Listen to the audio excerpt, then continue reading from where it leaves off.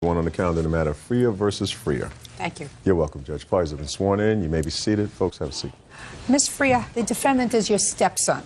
Yes. How long were you married to his father? 20 years. Did he live with you during any of that period of time? Not until recently. He lived with his mother. We saw him until he was 5 years old, and then she basically stole him. And we didn't see him again until he was 18. Well, your lawsuit says that there came a time when your stepson rented a house from you and your husband. It was a house that you and your husband owned. It was a rental property. Yes. And he was supposed to pay rent. He did for a while, then he sort of fell off with the rent. He also was using a car that belonged to who, you or your husband? Myself. And your husband, unfortunately, passed away this past summer. And when you went to the rental property, found that he had moved out, and the place was totally trashed. Yes, it was. And the car was likewise totally trashed. Yes, ma'am. And you want him to pay for that. He should. And his defense seems to be that if he had a debt to take care of the house, not the rent, just the condition of the house and the car, the debt was with his father, not with you. And when his father passed away, the debt vanished. Is that your defense, sir? Yes. You don't really believe that, do you? Yeah. I have a couple of questions for you. Okay. I'm not going to say anything funny. I guarantee you that by the time you're finished here, you will not be laughing. How old are you? 26. How do you support yourself? I work. Doing what? I install glass in buildings. When did you move into this rental property? A couple of years ago. Tell me when. Don't be smart and don't be smug. Are you a drug addict or an alcoholic? I was. When? Back when I was living there. Really? Both drugs and alcohol? Yes. See, I was being sort of facetious because I was going to say you had to be on drugs or alcohol or else you would know how many years ago you moved into this house. So you were an alcohol abuser and a drug abuser. Yes. While you were living in the house? Yes. Are you still abusing drugs and alcohol? No. Did you go into rehab? No. You mean you just stopped? Yeah. You want to tell me how you did that and when? Back in February of this year, I was stabbed and By a stranger? kind of. I really didn't know him. I was just partying with him. So you were in the hospital for a while? Yeah, well, just like one night. It wasn't really that bad. It was stabbed in the back. It just like punctured my lung, just a little. And? And after that, my dad had a stroke and stuff, so I just kind of figured I need to start changing my life. Well, that's a very good thing that you figured you had what we call in the trade an epiphany, a life-altering experience, a wake-up call, right? Yeah, you could say that. Don't be smart with me. I don't think you're cute. Now, if you have what we call an epiphany, a mind and a life-altering experience, that usually says you want to start doing the right thing. Is that right? Yeah. Try yes. Yes. And when you were living in this rental property, you stopped paying rent because you were putting up your nose or in your veins or whatever you were earning. So you stopped paying rent, correct? Correct. And you stopped paying for the care of this car, correct? Correct. Then you had this experience. Don't you think that you should go back to your old life and say, I have to make certain amends for things that I did, like trashing this house? No. Why not? My dad never really had a problem with it. I mean, they knew I was partying there. They knew I was drinking. They knew I was partying. They knew I had friends coming over. Can I see pictures of the house, please? Yes, Your Honor.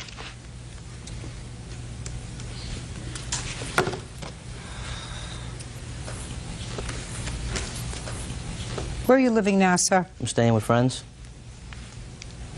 What did I ask you that was funny? Nothing. Why would you trash a house like this, sir? Just having a good time. Are you the only child that your father had with your mother? No. How many other children did your father have with... One. Where is that child? He kind of stays with my mom. Does he stay with your mother because he takes care of her? No. She takes care of him? Well, he stays in one of her apartments. I really don't talk to them that much. Why not? I really don't like my mom too much. Did you like your father? Yeah. Yes. Did you respect your father? Yes, I did. No, you didn't.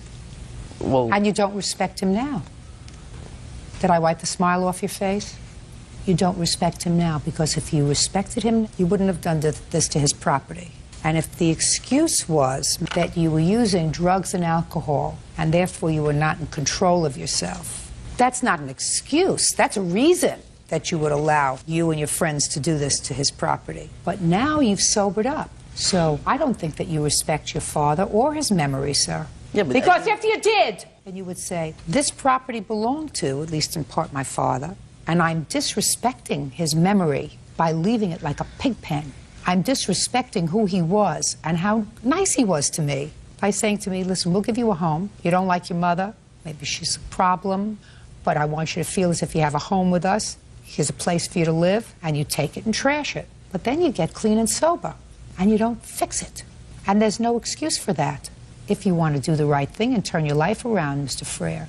We understand each other? Yes. We're not laughing anymore, are we? No. Judge Judy continues in a moment. His life-altering experience didn't alter the way he thinks. I'm telling you, for your own protection, keep your distance.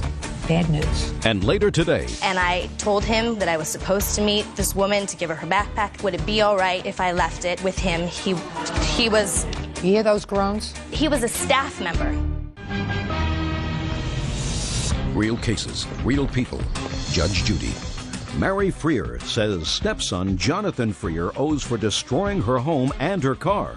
Jonathan says his actions were a result of his drug addiction. I see the estimates of what it's going to take to clean up this place. I doubt whether the jurisdiction of my court would cover it.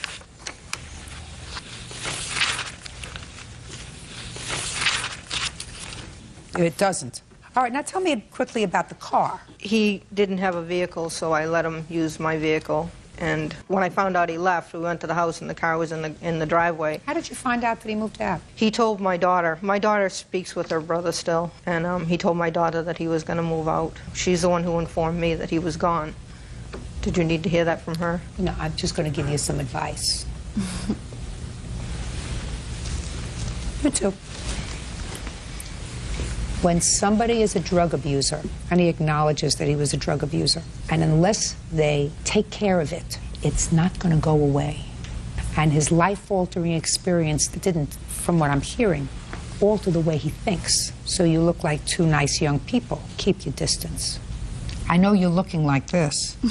I'm telling you, for your own protection, keep your distance. Bad news. Okay. Can I see pictures of the car, please?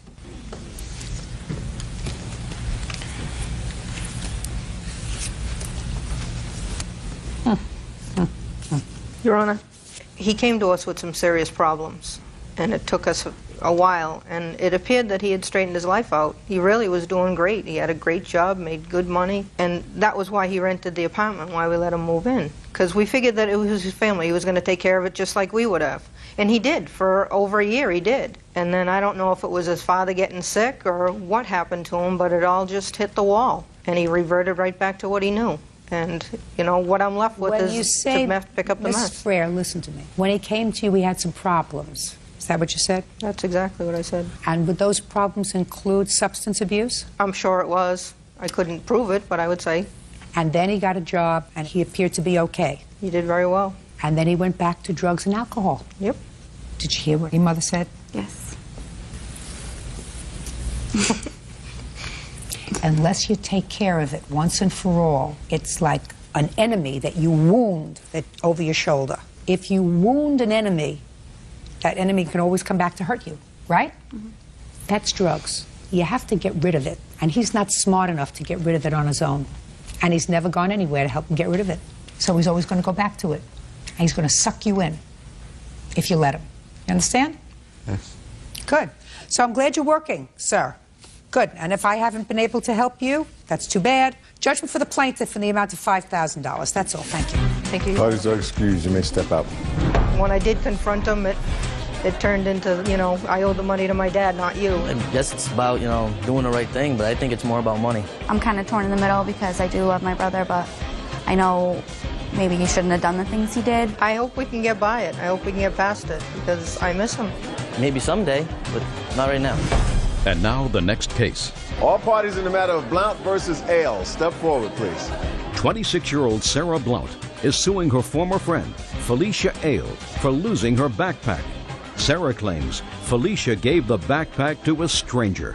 Ms. Blount, you are suing the defendant for a backpack and its contents. Yes, Your Honor. Lots of expensive goodies in this backpack that you had left in her car. Yes. The defendant has a rather interesting defense, which I'm going to allow her to explain to Officer Byrd here, because he's going to be fascinated with the defense. How did you know each other? We're acquaintances, former co-workers. We've known each other for about a year, and we had both been at the same festival. What kind of festival was it? It was a music festival. When? It was the weekend ending on Sunday, June 26th. What were you doing there? I was working. I have a second job. I was working for the brewery there, and so I had been working every day and camping at night. And the defendant, what were you doing there? I was working for the promoter of the festival. I've worked for him for the past 3 years. I'm in charge of ticket sales, handling cash for the festival. Good. So you saw each other there during the weekend, and yes. According to what I read in your complaint, Ms. Blount, the defendant was going to give you a ride home. Yes, she had offered on the last day on Sunday. She said, "How are you getting home?" I said, "I'm not sure yet." I knew. Where do you live? We both live in Portland. Maybe 45-minute drive from where the festival was held. Yes. Okay. So she said, "How are you going to get home?" Yes, and she said, "I'll give you a ride home. Here are my keys. Put your pack in my car." I want to emphasize before anything else that this pack was full of everything I needed for 4 days on cold nights in Oregon. I work at a camping outdoor store. It wasn't cheap, shoddy merchandise. It was very nice. It was several of the items were brand new. Okay. A little while later, it started raining. Felicia approached me, said, "You know what? I'm going to go home a little early. I can't give you a ride home." So I said, "Well, let me go get my pack out of your car now." She goes, "Oh, don't worry about it. At 5:30, we will meet." We made plans to meet on the road where the road forks on her way out en route to the exit. And what time were you going to leave? I was working that evening, so I wasn't leaving until later in the evening. Okay, you were going to leave at 5:30. I had approached Sarah in the beer garden where she was working and said that it was raining and I wasn't going to stay until the festival was over. So you were leaving early. You were so I was going to leave early. So I asked her what would be a good time to meet. We both agreed that 5:30 would be a good time. That was a few hours before the meeting time is when I had approached her. Fine. So what happened? So she said, "Let's meet where the road forks and we'll meet at my car. If I'm not there, go up to the parking lot," which I knew where that was because I had gone to put my pack in her car at the parking lot. So at 5:30 on the dot, I stopped what I was doing and I went to the road. I couldn't find her. I couldn't see where she was, so I went up to the parking lot. I couldn't see her car there. I'm looking for her car, which is a station wagon. It's a white wagon. I look up and down. I walk up and down the road for approximately 15 minutes, thinking, you know what? I have to get back to work. I don't see her. So I go back to work. I had no cell phone at the time because it was in the pack, and nobody's cell phone had any reception at the point, so I couldn't get a hold of her immediately. So I waited until I'd got another ride later that evening, and I called her, I think, 2 times, and didn't hear any response until the following morning. Okay. What happened, Ms. Hale? I went to my car. I waited at my car till about 5:33 is when I got in my car. I got to the corner at 5:36 and waited for a few minutes. And I didn't see Sarah. So when I had gone to speak with her earlier at the beer garden, she had expressed to me that she needed her pack. So I didn't want to leave the festival with her backpack, knowing that she needed it. The place where I was a one-way out road, and I was blocking the exit to leave the festival. So I couldn't wait there. There happened to be a gentleman sitting in a chair who was a staff member. He had a staff shirt on, sitting in his chair, and I told him what was going on, that I was supposed to meet this woman to give her backpack there. She wasn't there. Would it be all right if I left it with him? He was... You hear those groans? He was a staff member. He was a staff member. He was going to be there for the next hour and a half. She wasn't there. And she'd told me she needed her bag. I had no way of getting a hold of her, so I figured the best thing to do is to leave it in the exact spot where we're supposed to meet. It's a visible spot, and he was going to be there for the next hour and a half. I told him her name, who she worked for, and he said, "Does she know to meet you here?" And I said, "Yes," but it's 5:36, and it's, you know, by this point I had been there a couple of minutes. There were cars behind me trying to leave, and I had to go. Got it? Yeah. All right, can I say, I had no idea I was looking for a man, a stranger. The law is pretty clear. You do not owe her extraordinary care in taking care of this backpack, which you gratuitously said you can put in my car. You owe her what I perceive to be ordinary care. The question is, did you exercise ordinary care in first waiting according to you, giving you every possible benefit of the doubt, 6 minutes beyond the 5:30, 6 minutes, not a half hour, not 40 minutes, not an hour, 6 minutes beyond which you claim she was late. That's giving you every benefit of the doubt. Let's say your watch might have been off a minute or two. Okay. Okay? Did you exercise ordinary care in turning this backpack over to someone that, despite the fact that you say he was a staff member because he had a shirt on, you didn't know? He didn't know her. He didn't know what she looked like. She didn't know him.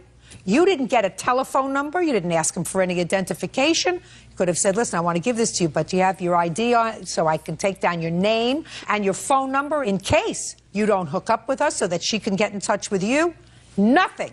You take the backpack and you say, here, take it, give it to her. She's supposed to be at 5:30. She's not here at 5:30. It's no longer my responsibility. The law doesn't give you that right, Ms. Ale. The law says you have to exercise ordinary care. And unless you did that, unless you got this man's identification information, his telephone number, a place where he could be contacted so that in case that they couldn't get together, she would have some way of contacting him, not just a man who was wearing a shirt that indicated he worked there. Well, I had no way of contacting her. You did not exercise ordinary care. You added up the things in the backpack? Yes. What did it come to? $978. Can I see the bills, please? Okay, I have receipts from my place of employment where Can I I bought see them. it, please?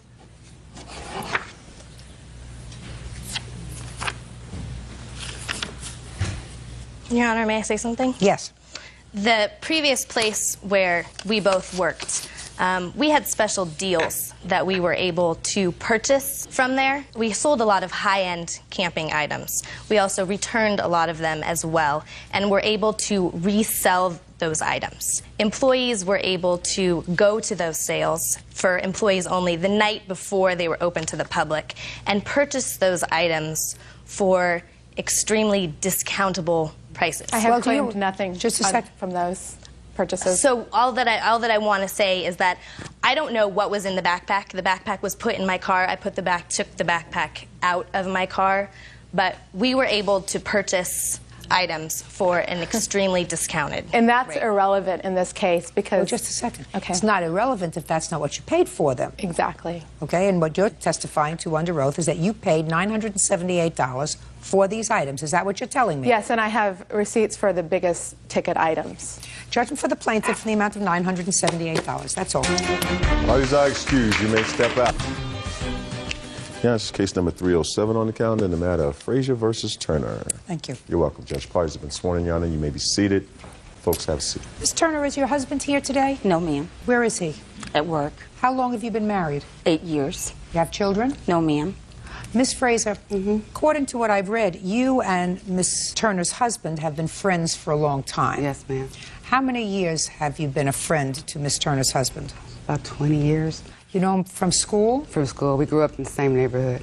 And according to you, Miss Turner is not happy that you have a nice, close friendship with her husband, and she reacted to that, according to you, by harassing you and vandalizing your car. Yes. Miss Turner says nothing could be farther from the truth, that you have actually been harassing her and she would never do anything to vandalize your car.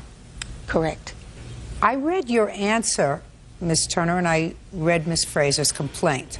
Do you approve of the friendship that Miss Frazier has with your husband? I didn't have a problem with her being friends with my husband. The problem came in when I initially had contact with Mrs. Frazier. She was being chased down the street by another woman, hollering, "You better leave my husband alone." That's my first initial contact with Mrs. Frazier. At the time, I did not know who she was. And me and my husband was sitting on the porch that day, and he looked and said, "That's my friend Kathy." He went over to offer his help, and at that time, she came back over to the porch, sat down to get herself together. After that, that's how I initially met her to let me know. How long ago? That was 6 years ago, ma'am. I'm going to ask you again. Yes. Do you have a problem with your husband and Miss Frazier's relationship? At this time, yes. And when did you develop a sense that this was not the kind of relationship that was good for your marriage? To me, friends is a title, and a friend shouldn't come over every other day, shouldn't call every other day. And also, on several occasions, I came home and she was in my house. I don't think that's appropriate for a male and a female, especially a married man, to be in the house with a woman. That's her. Did you discuss that with your husband? Yes, I did. You told your husband that you didn't want? I think that she comes over too much, and I don't think that's appropriate for her to be in my house when I'm not there. And what did your husband tell you? He's saying that they weren't doing anything, but she's there. But I said, that's how things can happen. So your husband defended his friendship with Miss Frazier? He made a statement that they are He friends. defended the Yes. friendship. He Yes. said, you know, you're reacting. She's a friend. Yes. Did that stop her from coming over? No, ma'am.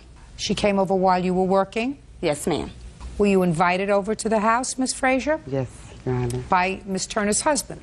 By her husband, yes. Has he ever come to your house? Oh, yes, most definitely. Does he come to your house as frequently as you go to his house? Yes. So, now I'd like you to tell me, did you witness her vandalizing your car? Yes, I did. Anybody else witness her vandalizing your car? Yes. Who? My witness here, Cletus Brown. Step up, Mr. Brown. How do you know Miss Frazier?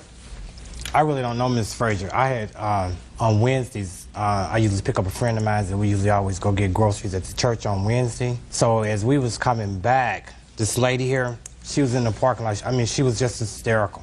Had you ever seen her before? No, never. What parking lot was she in? At the apartment complex. Is that where you live? No, ma'am. Who lives there? I don't know. A friend of mine does. The person that I picked up on Wednesday to pick up groceries. Okay. So you saw her sitting in her car? No. When I put up in the driveway, she was out of the car. She was cussing, calling this lady here, "Oh, I'm gonna kick your." I don't know if it looked like a flashlight to me. She was beating the trunk as me and my friend proceeded on. Beating the trunk of what? Miss Frazier's car. And you didn't know Miss Frazier at the time? No, I did And you not. didn't know Miss Turner at the time? No. So what did you do when you saw Miss Turner beating the trunk of the car with what looked like a flashlight? Me and my friend, we proceeded on into the apartment complex because he stays right there on the first floor. And this lady right here, she was still outside cussing and calling this lady names. And so she had proceeded on into the apartment complex. She didn't know which apartment complex Miss Frazier here was in. So she had knocked on some tenants' doors. Who knocked on the doors? The defendant here. I guess she was trying to find out which apartment Miss Frazier was in. So Miss Frazier was saying at that time she really didn't want to cause a problem. She told me she was going to handle this the right way. So Miss Frazier here was calling the police, and she continued on out the door. Where was Miss Frazier physically when she was calling the police? Inside? She was standing right there in the apartment unit with everyone, because everybody was really kind of traumatized. I'm asking you, when she was called, where were you when you were calling the police? Inside our friend's apartment. Whose staying friend? In the window. Whose the friend's name is Bobby. Is that the person you go to the church with? Right, exactly. But you had never met her before that day? No, Right.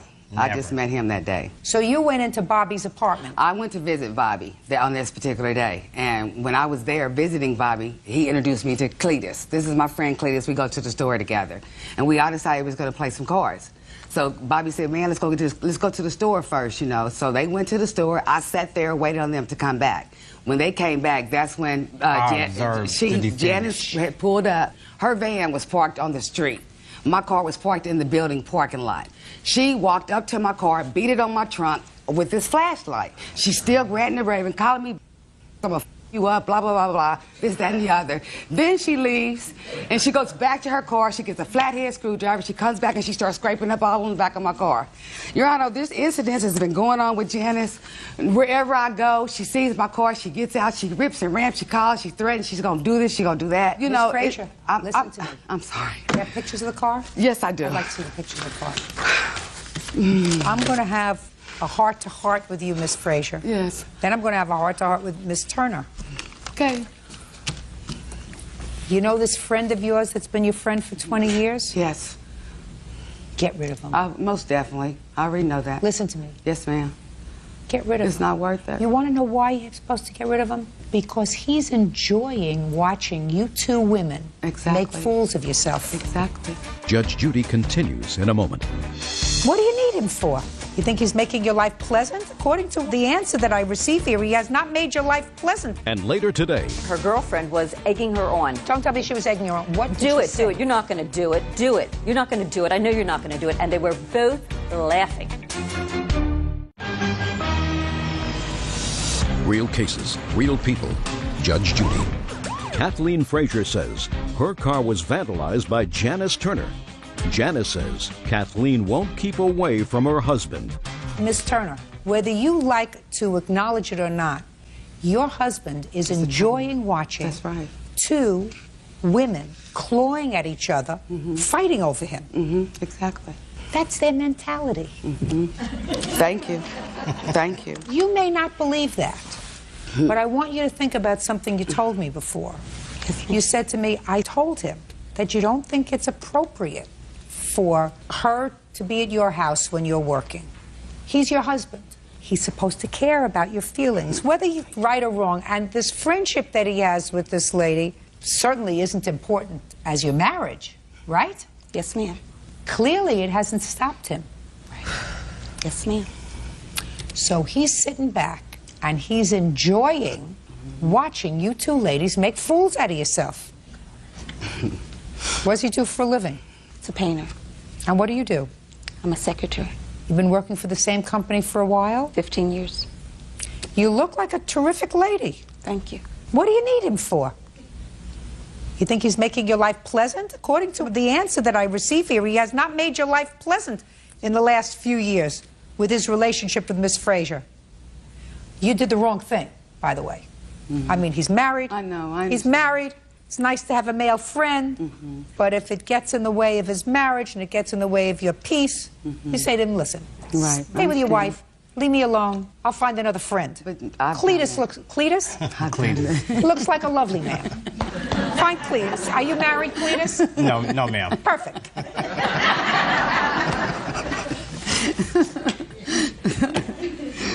Not worth it. You want to say anything to me? I want to say that on the date of April the 6th that she's claiming, I was working at the time she said, approximately at 1:30. She didn't say any time. Ma'am, I'm just going on her statement. I'm just telling you, Cletus wasn't lying. Okay. You can't get that kind of frustrated, Miss Turner. Anything else you want to tell me? No, ma'am. Can I see the estimate of the damage, please? Are you friends of hers? Yes, ma'am. Been friends for a long time? Yes. You know the husband? Yes, I do. Your Honor, I also know how Miss Frazier is. I work with Miss Turner at the school, and she has harassed our office staff. I have all of that information. I believe it's true. Okay. You following what I'm saying about this husband? I follow you. He's enjoying watching these two women fight over him. Makes him feel good. You know?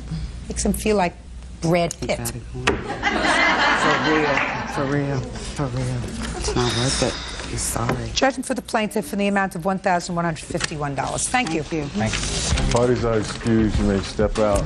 I don't think that's appropriate for a man or a woman to be alone, especially a married man in a house with a woman. Her husband was like, she can't tell me what to do, and we've been friends for long, and I'm not going to let her and nobody else ruin our friendship. It was just unfortunate, but I said, I told her I'd stick with it through the end, Misery loves company. She's a lonely woman. And like Judge Judy told her, he's single. Go maybe see if he could talk to her. It's just one of those things. Live and you learn. You look for trouble, trouble will find you. And now the next case. All parties in the matter of Taub versus Gilmer. Step forward, please. 27-year-old Carly Taub and her parents, Harris and Judy Taub, are suing their neighbors, 13-year-old Kimberly Gilmer and her mother, Martha, for car repair bills. Mr. and Mrs. Taub, and I assume this is your daughter. Right. Who, according to your complaint, is entering law school. I just finished law school, actually. Or just took the finished bar. law school. Yeah. Good. Congratulations. Thank you. Good luck. According to your complaint, you purchased this car for her. You a neighbor of the defendants? Do you live across the street from each other, or was she just visiting a neighbor? I was visiting. She was visiting a neighbor of yours, and her daughter got into her car and either backed or moved forward, and her car hit your car, causing some damage. Do you have pictures of the damage? We do. I'd like to see it, please. Where did you go to law school, Miss Taub? Golden Gate University in San Francisco. Mm-hmm.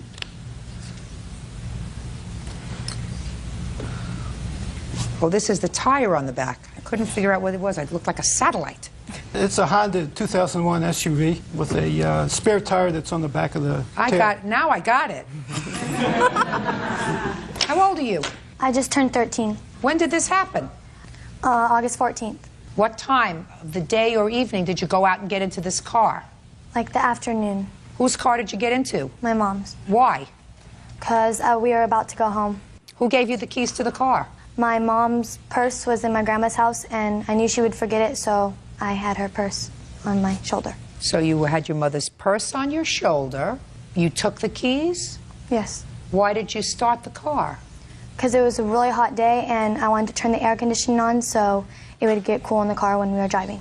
But you hit their car. How did that happen? Because I didn't know the car was in gear, and I didn't know it would move, and when I put the keys in the ignition and turned it, it jumped forward because the car was in, or lunged forward because the car was in gear. Tell me your first name. Kimberly. Have you ever put the key in the car before? Kimberly? Have you Yeah. ever... Where were you when you put the key in the car before? The key in my mom's car or someone else's car? In your mom. Let's try your mom's car. At our house, just putting them in. For what reason? I don't know. Just because. Where did you get the keys from when you just because put it in the ignition? From in her car, because she always puts her purse in the car. Has your mother ever said to you, don't take the keys out of my car and don't start the car? Yes. Hmm? Yes. So why do you do it? Because I didn't listen to her. Right. So now, Kimberly, your mom gave you her pocketbook, or you took it? I took it. And did you tell her you were going outside to wait for her? Well, we all went outside. Me and my older sister, her boyfriend, and my mom. So your mother saw that you had her pocketbook? I don't know if she saw I had it, but... Well, she didn't leave her pocketbook in the house, did she? You were all getting ready to go. Don't speak to her.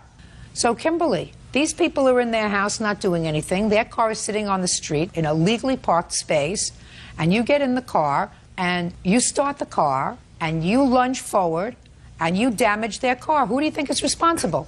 Me. Great! But... Just a second. Great! Now I'll hear your butt. But I didn't, it's not like I purposely tried to hit their car. That's why they call it an accident. Yeah. Whose fault is it? Mine. Right. And if you were an adult, you would have to pay for it, right? Right. Because it was an accident that was your fault. Even though it wasn't purposeful, you didn't get into the car with a view towards damaging somebody else's property. That's why we call it an accident.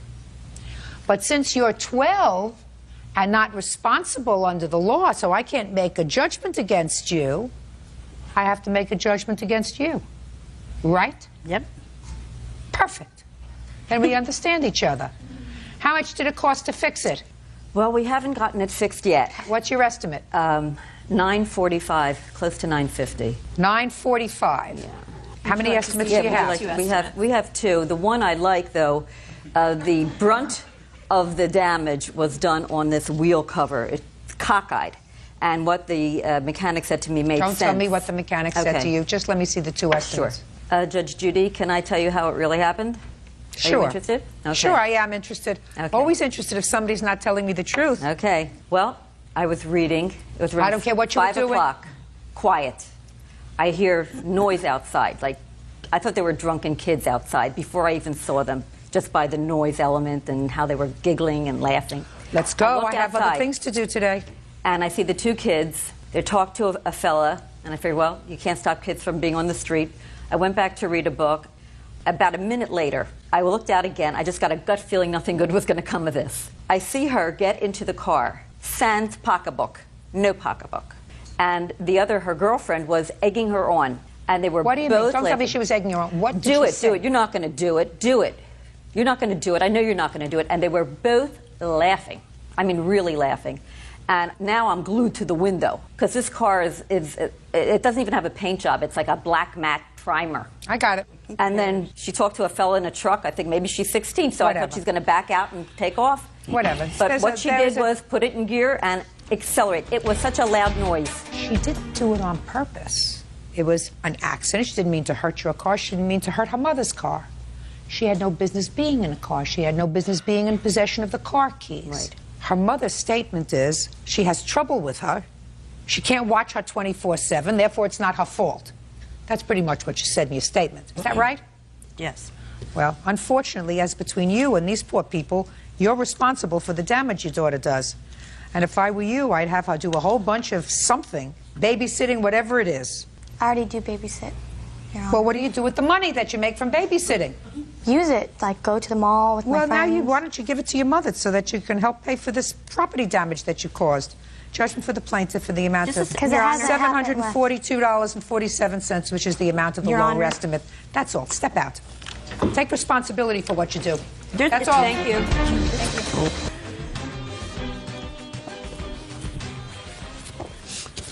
Yeah, this is case number 338 on the calendar in the matter of Calderon versus Calderon. Thank you. You're welcome, Judge. Parties have been sworn in. You may be seated. Folks, have a seat, please. Mr. Calderon, this is your former wife, according to your complaint. Subsequent to your divorce, when all matters of finances had been resolved, your wife used a credit card that was in your name without your authorization, and it was a gas credit card, and according to you, in a very short period of time, a few days, she ran up a bill of well over $500. You want to be compensated for that. Ms. Calderon states in her answer that she believed that you left this card open for her because you were being a nice guy and you knew that she was struggling financially. Of course, you say that when you confronted her with that, her reaction was somewhat different. Can I see a copy of your judgment of divorce, please? Yes.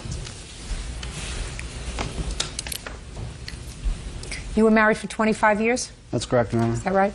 And you have kids? Yes. How many children? 2. Grown? Yes.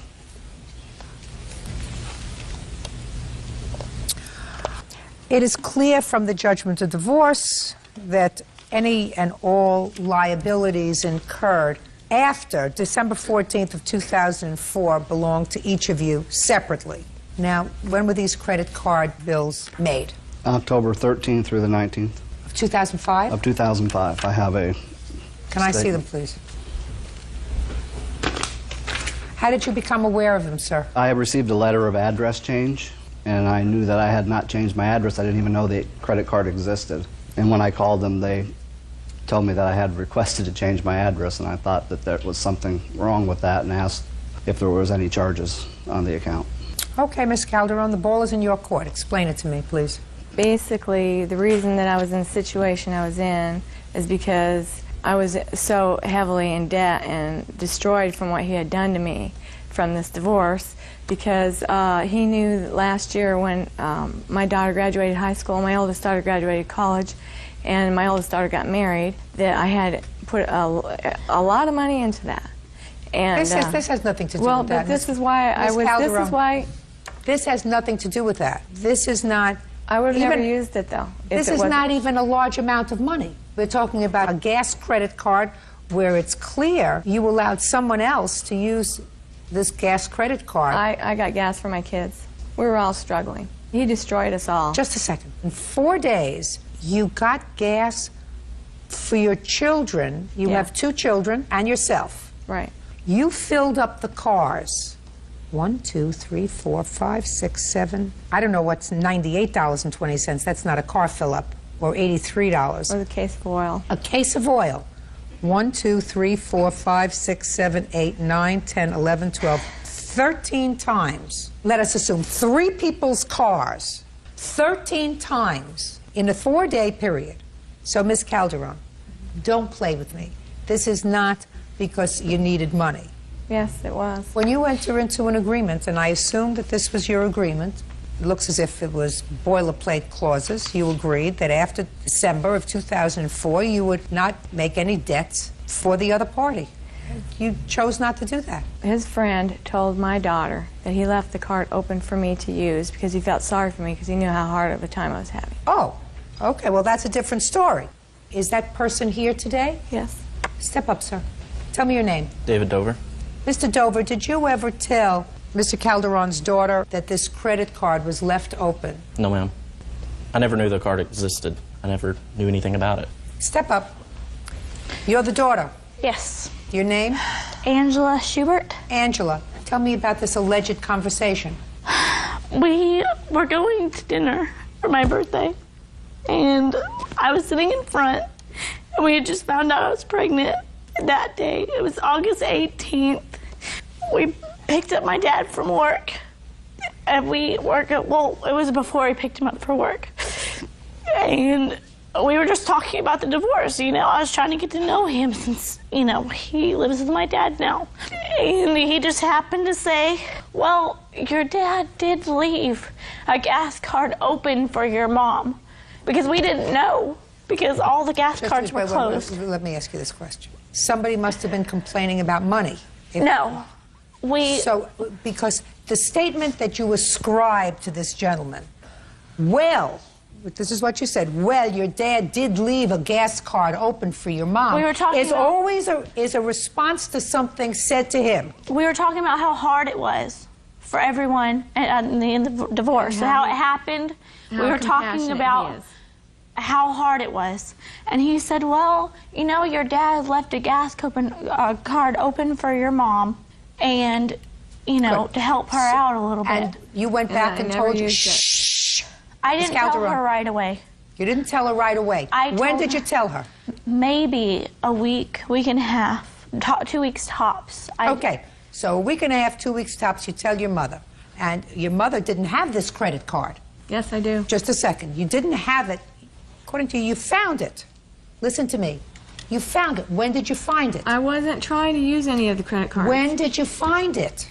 When she told me he left it open for me and we were having such a hard time. Well, did you call him and say... I can't. We don't communicate. What do you mean? You don't have a telephone? He communicates through the kids. Before I would extend his credit based upon hearsay, I would have picked up a telephone or sent him a note. Is it true that I can use this credit card? I certainly would have at least, if I believed that it was true that he held open this credit card, Miss Calderon, I would have tried it for 1 month. He would have gotten the bill and he would have said, well, I have a $40 bill for gas. I wonder what this is from. But you didn't do that. You charged $500 worth of gas in 4 days. And then, according to your former husband, when he confronted you, because you did call her. I actually contacted her via email. I don't call her. I had to change my number so many times. Fine. So you didn't? But I did contact her. And what was her response? She said that go ahead and prosecute her. It would be well worth it for the look on my face. Can I see it, please? I was shocked that he wanted to prosecute me. Judge Judy continues in a moment. I still am in shock that he's done what he's done to us. And You're shocked. I never thought he was that cold-blooded, and I still can't believe it. And later today, I said, I'm calling the police. And she said she took him, and she pawned him, and she thought she could get him back in my jewelry box before I noticed. That's what drug addicts do, not casual marijuana smokers. real cases, real people. Judge Judy. Alan Calderon says ex-wife Linda Calderon made unauthorized charges on his credit card. Well, this email acknowledges, Miss Calderon, that you used this card, but you said, I figured I'd be able to make payments just like you would. If he had a problem with what I got. But I got things to help us because I knew how he always tries to make himself appear to be generous, but his MO is not generosity. And Listen to me, he doesn't have to be generous with you anymore. He has never been generous with Miss Calderon, then you stayed with somebody for 25 years who wasn't generous. You're divorced now. And what you have to do is you have to put a period and move forward. The economics of divorce is never easy. When you try to run two households on the same salaries that you were using to support one household, that's never easy for anybody. But what you cannot do is, you cannot say, I have a contract, and I'm not satisfied with the terms of the contract, so I can, because of necessity, because I was married to him for 25 years, because we have children together, they have needs, whatever, I'm going to extend his credit.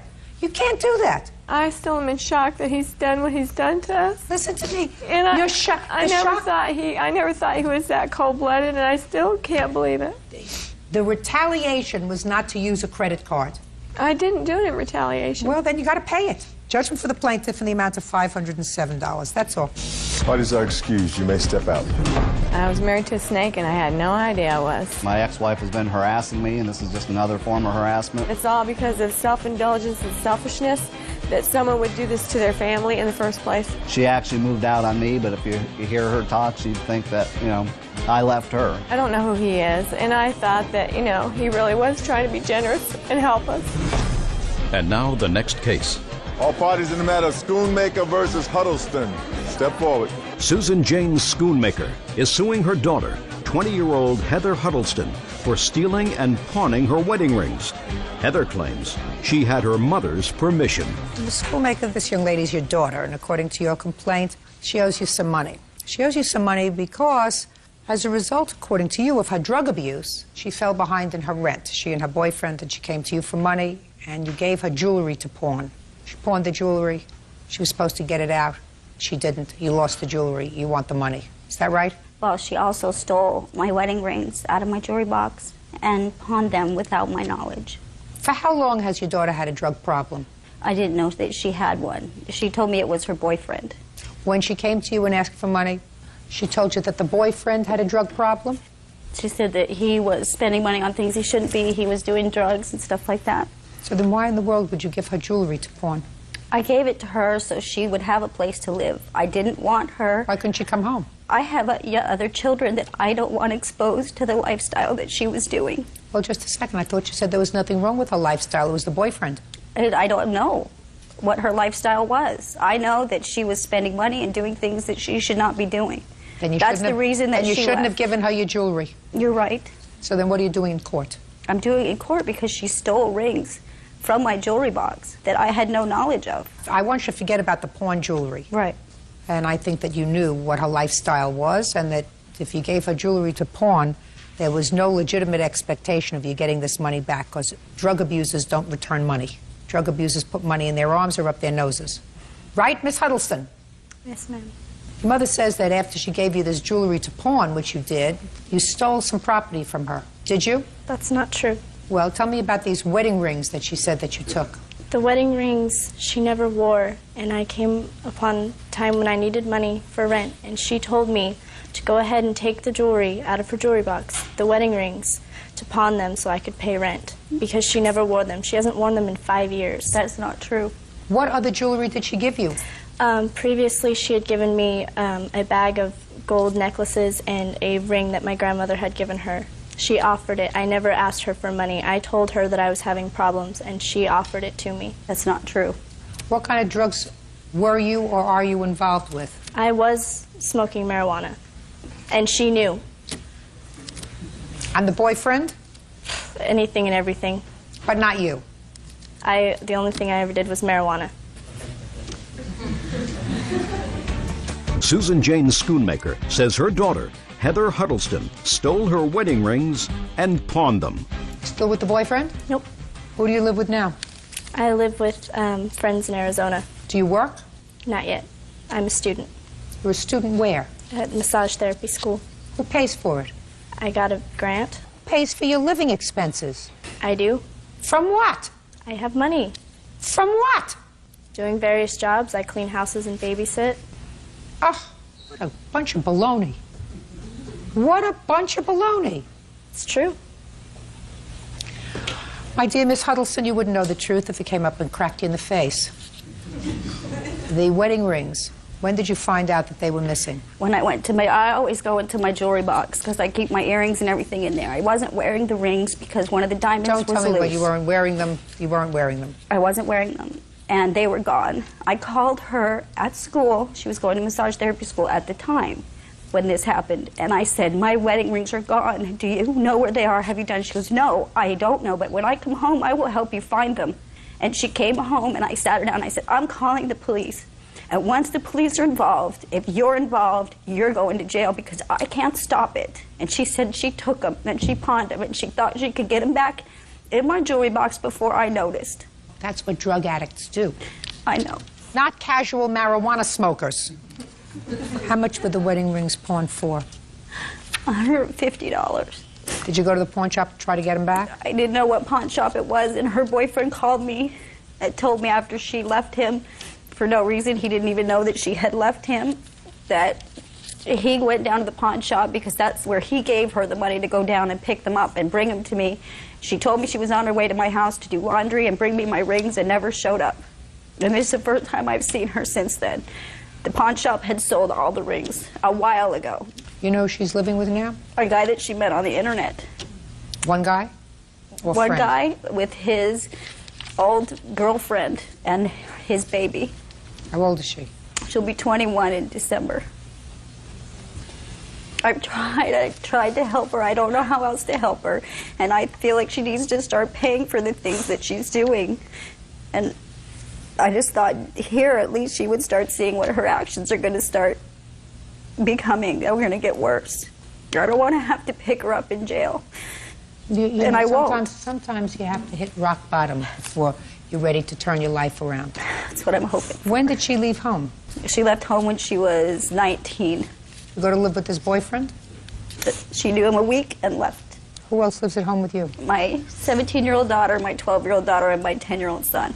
You know what these rings were appraised for that you took? I went in and I got an estimate on what it would cost to replace all of the rings. Not all the rings. No, I know, but it has just them separated. My wedding ring and my engagement ring set is on here. $28.99 for the engagement ring and $880 for the wedding ring. Are you still married to the man who gave you the rings? Yes, I am. We've lived together for 16 years. He's not her father. He's not her father. But you'd never know the difference. Anything you want to say? She told me that those rings were remnants of an unhappy marriage and that she was happy to get rid of them. And that's why she let me pawn them. And I never said that. I just think it's really funny, you know, she was helping me out, and now because she's getting in trouble from my stepdad and my grandma, she's got to turn around and blame it on me, and I just don't think that's fair. What do you think is fair? I didn't do anything wrong. She gave it to me. You did do something wrong. You came to your mother and you said, I got a drug addict boyfriend, I'm behind in the rent, you were living a lifestyle that was inappropriate, and you came to your mother, who clearly is not a rich lady, because if she was a rich lady, she would have had the money to give you for the rent. She didn't, so all she had was this bag of jewelry, and you're a big girl. You chose to be a big girl. You chose to move out of your house and live on your own. I never asked her to help me. She offered to help. How would she know that you needed anything unless you came to her and said, I don't have rent? Listen to me. How would she know that you needed money unless you came to her and told her that you didn't have rent money? Because I came over one day and I was upset. And like any caring mother would, she asked what was wrong. At least I thought she was caring. Sorry. You got to do the right thing. You still have time. If you continue to make bad choices in your life, you know what's going to happen. You're going to end up being, instead of a 20-year-old bum, a 40-year-old bum. If you lie down with dirt, you get dirty. Did you ever hear that expression? Did everybody say anything like that to you? If you lie down in dirt, you're going to get dirty. And it sounds to me like you went from the frying pan into the fire. It's not too late. You're still a young girl. But you better start making right choices. Because if you don't make right choices, you're going to end up a 40-year-old dirty girl instead of a 20-year-old dirty girl. Judgment for the plaintiff in the amount of $2,500. That's all. Parties are excused. You may step out. Of Mystead Tucker versus Gocher. Parties have been sworn in, Judge. You may be seated. Sir, have a seat. Who's going to be speaking for the plaintiff's side? You are. What is your name, sir? Jason.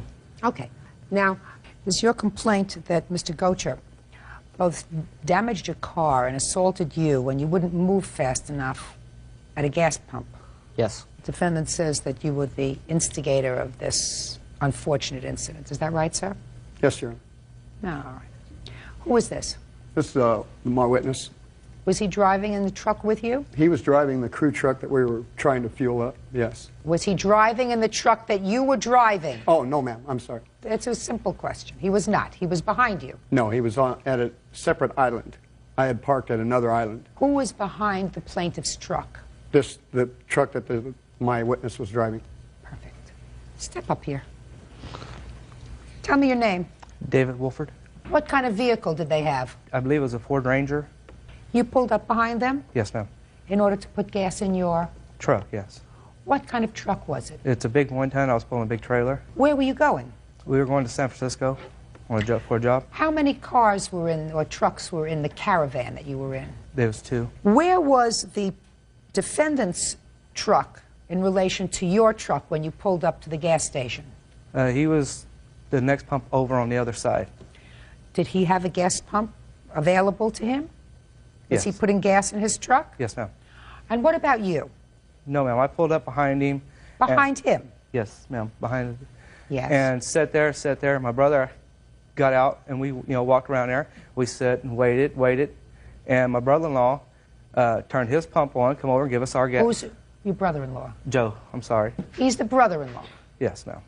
And he come over and give us the gas card where we can get gas when we got up there. Okay. And he went back in to get coffee and got his coffee, come back out, and the guy was still sitting there, the defended. Or What, the plaintiff. what were they doing? Ma'am, I don't know. They were just sitting in the truck? Sitting in the truck, yes. Okay. Had they put gas in their car? Yes, they were. Did you see them put gas in their car? Yes, we were pulling in. He was shutting the gas tank and getting in. Was he alone at that time? She was in the truck with him. So he gets finished putting gas in his truck and comes over to give you the card so that you could put gas in your truck. Yeah, he started his and started pumping it and brought me the card. And you're sitting behind these people. Now, Yes, what ma'am. happens next, sir? We sat there, and like I said, he went and got coffee. And the whole time, they were just sitting in their truck. He come back, and he hollered, you guys move your truck. She turned around and looked. And they kept sitting there. He said, move the damn truck. And the guy just, about 4 or 5 inches, just burned his tire and stopped, just sat there. What are you talking about? He just burned his... You mean he moved the truck? Just about 6 inches, just barely burnt the tires, Okay. just enough to make the tires burn. And then my brother-in-law continuously told him, come on, move the truck, we got to go. And she opened the back window and told him, wait a effing minute, we'll move the truck. And he told her to shut up. And Who move told the- her to shut up? My brother-in-law. You just shut up, move the truck. Who was And, driving the truck? The gentleman. He was. Yes, ma'am. Go ahead. And Uncross your arms.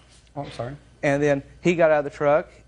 The plaintiff got out of the truck, slammed his door open, and come out towards my brother-in-law with his fist rolled up. So my brother-in-law, Explain to me. Fist rolled up. Show me what that means. like, he come out like this and come towards you. And my brother-in-law grabbed him by his shirt because, you know, it looked like to me he was wanting to fight. When he come out, it looked like he was going to hit him. So he grabbed him. They started rolling around on the truck. My brother, that couldn't make it today, grabbed my brother-in-law, and I grabbed him, and I was holding him, and all the words stopped, and he relaxed. So I let him go. When I let him go, he took and swung and hit my brother-in-law in his glasses. His glasses cut his eye. So my other brother let him go because, you know, there wasn't no sense of holding him and letting him get, you know, beat up. So then they continued fighting. Anyway, they wrestled towards the truck, and they separated, and he told his wife or girlfriend, I'm not sure what she is, and told her, come on, get in the truck, let's go. So she got in, he took off, burning the tires out of there. Now let me hear your version, sir. Okay, I was getting gas. Uncross your arms. I was pumping gas when the truck pulled up behind me, just like they said. He pulled up at another gas pump. I don't believe he was getting gas. He walked over, started talking to the 2 guys behind me. When I was done getting gas, I got in my truck, I adjusted my seat, put my seatbelt on. Before I could drive away, he started punching the bed of my truck, yelling, let's go, let's go, let's go. It's not true, Your Honor. I object. I didn't ask you to say a word. She opened the back... Just a second. Did you understand what I Yes, said? ma'am. She opened the back window and said, stop hitting my truck. He said, I said, move this piece. I let that go. I started to drive away. My 6-month-old son, who was in the front seat, dropped his bottle. I stopped, picked it up, handed it to him. Before I could drive away again, he started hitting the truck again, and now he started yelling, ram him, ram him, ram him, push him out of the way. At this point, I wanted to get out of the truck to see how many dents he put in my truck, which he did. He put 3 in the bed. She told him, before I could get out, I said, stop hitting the truck, and if you give us a second, we're moving. That's when he said, shut your mouth, you crazy effing bee. Judge Judy continues in a moment. The next thing I know, I'm on all fours, blood pouring out of my face. I looked towards the truck, looking at his rearview mirror. Said, hey, move the truck. Your hot temper started the problem. My temper is going to finish it. Real cases, real people. Judge Judy. Jason Meisted claims he was assaulted by Joseph Gocher. Joseph says Jason was blocking the pumps at a gas station. Go ahead. I got out of the truck to see the damage. Before I could even get back to the damage, he grabbed me by the throat with both hands and bent me backwards over into the bed of the truck. I then stood up. When I stood up... right. When I stood up, he still had me by the throat. I don't know who it was, but one of the guys in the truck behind me grabbed my arms and put them behind my back. She, at this point, tried to help me. She couldn't do anything because one of the other guys grabbed her and threw her back into the gas pump. I don't know who it was, had my arms behind my back. They ran me into the door that was open. The next thing I know, I'm on all fours, blood pouring out of my face. I jumped up, I told her, I said, get in the truck. She got in the truck, we drove home, and I called 911. When you called 911, did you file a report? Yes. Can I see the report, please?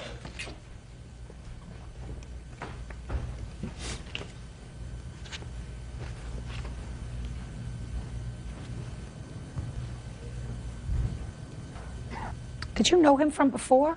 No. Says when his neighbor, later identified as Joseph Gocher, is he a neighbor of yours? He lives 4 houses down. So what do you mean you didn't know him before? I mean, I've seen him, but I didn't know him. I don't know who he is. 4 houses down from where you're currently living? Yes. Did you ever had any problem with him before? No. And you didn't know his name? No. Who's Robert? It's my brother. Hmm? Well, at least Robert's honest. Robert tried to restrain him because he knows he's got a bad temper. Is that right? Yes, ma'am. Right. Sit down. Now, Mr. Gocher, you want to tell me your version of these events? Yes, ma'am. Upon pulling into the gas station, I put my truck in one stall, started fueling it, and we used a company credit card. It was company vehicles. I then took the card over to Robert, gave it to him while we were waiting for Mr. Mystad to move. I went into the store, got coffee, came back out. They still hadn't pulled up, but his truck was running. I finished fueling mine, and then I asked Robert, which was one of the other crew members, I asked him what the problem was. And I walked over there to the front of our crew truck. And he said, the guy won't move. He's still sitting there. So I looked towards the truck, looking at his rearview mirror, said, hey, move the truck. And Let me stop you there for a moment, sir. According to what you just told me, you started the gas pumping in your truck, is that right? And then you went in for coffee? Yes. Tell me about that. Tell me about going in for coffee. Well, I started the gas pump in my truck. Correct. I have a separate vehicle. I walked over, handed my brother-in-law the card. Right. And then I went in. Just a second. That just took a couple of seconds, right? Right. And then I went inside to make coffee. Shh. You didn't say anything to him. You just handed him the card and said, you know, he understood that he was supposed to fill up the gas tank. Correct. Correct? And meanwhile, the gas is still pumping in your truck. Is that right? Correct. And then you went inside. Were there other people inside in the there was convenience a few, store? yes. How many? Oh, roughly 5. And so you went over to get coffee. Did you get a large coffee or a small coffee? I got a 20-ounce cup of coffee. You take your coffee black? No, cream and sugar. So after you filled in this 20-ounce cup, then you put in cream. How many? 2. And sugar? How many? It's in a big container. Pour roughly 2-3 tablespoons or 2-3 teaspoons. And then you walked over to pay. Correct. Was there anyone before you when you paid? There was one person at the counter, yes. And so they had to pay for whatever they were getting. Is that right? They were in the process, yes. And did they get change? Yeah. And what about you? How much was your 20-ounce coffee? $1.06. Did you have exact change? I gave her $1 and a dime. And she had to make change? I leave it. I never even get it. I walk out after that. Okay. Now you're walking out and you've got this hot cup of coffee in your hand. Mm-hmm. Right? And then you walked over to your truck, I assume, to get rid of this hot cup of coffee. Actually, I set it on the toolbox because my truck had finished pumping. I set it on the toolbox. That's my point, sir. You put on the gas. You didn't stay with your truck. You walked inside, took care of your business. Anybody who pulled up behind you waiting for your truck to be finished would have to sit and wait for you to come out from getting your coffee with cream and sugar and paying the bill and waiting behind somebody else who was also getting their stuff. You didn't give a rat's behind about somebody waiting for you. You said, let him wait. You didn't even think about it. You No, went Your Honor. inside. Oh, sure, because No. you said my gas was already finished pumping. No, because I know how long it takes for me to walk in, Boom! get a cup, Boom! and my truck was totally empty, You know, so I know how long it takes I'm to 10 fill steps up. ahead of you, sir. Go ahead. I'm 10 steps ahead of you. Real cases, real people. Judge Judy. Jason Mystad claims he was assaulted by Joseph Gocher. Joseph says Jason was blocking the pumps at a gas station. So, you walked inside and you didn't care. You said, walk inside and get my coffee. You didn't finish putting the gas in the car, putting back the cover, moving your truck over to the side so that somebody else could come and get gas. You took care of your business. There was And nobody then you behind went, me waiting. Just a second. And then, well, that being the case, sir, you could have had him pull up behind you. It didn't bother you one bit that somebody may have been waiting an extra maybe 2 minutes, maybe 3 minutes, maybe 4 minutes, maybe 1 minute for you to come out with your coffee and move your truck. No, that didn't bother you at all. You If are somebody's some behind me- hothead. If somebody You was are behind me- some hothead. And Robert knows it, because Robert said to the police, I went over there because he's a hothead, and I wanted to make sure he didn't cause any trouble. That's what Robert said to the police. No, when I'm confrontated, yes, I do tend to go. Confrontated is not a word, sir. Well, not in the English language. Not in the English language. Confronted. You got a hot temper. What do you think he was doing in there? Do you think he was writing a song? What do you think he was doing in the truck? He's got his wife or girlfriend who's pregnant. He's got a baby, a 6-month-old baby in the car. What do you think he's doing? For you to get so excited. You want to be a human being? You walk over and you say, is there something wrong? Is there any reason you're not moving? You don't shout like you did and call her a name like you did. Because even he knows you did it. I admit to doing it. Well, then No you're problem. responsible. Then you're responsible for the damage to his car. But I didn't hit his truck. I never touched his truck. Listen to me, sir. His truck was damaged, according to the police, by him being thrown into the car. To the door. Right. You're responsible for that. You started the problem. I offered Your to pay for the door. Your hot temper started the problem. My temper is going to finish it. Because there was no reason for you to put your hands on him to start this whole confrontation. You took your sweet time going into a convenience store, getting your coffee, and you didn't give a hoot about who was waiting behind you, about somebody else looking to pull their car up and get gas. When I get finished, I can just imagine your attitude if someone who was behind your truck saying, what do you mean you went in to get coffee and just left your truck here? What are you, crazy? You stupid SOB? You would explode. You would have a fit. If somebody was behind me, I'd just move the truck out of the way. How can you do that, sir? You're putting cream in your coffee. There was nobody, Can there I was see the nobody damage behind to me. your truck, please? Mr. Maistat, I'm not finished with you either. I want to tell you something. You didn't use your brains either because you're dealing with someone who is not wrapped too tight, who's got a hot temper, who got your goat because he called your wife a name. You get out of your car or your truck, she's in the car, you got a baby in the car, and you start a confrontation with him. That's not swift, sir. That's not swift. You're dealing with somebody who has a bad temper.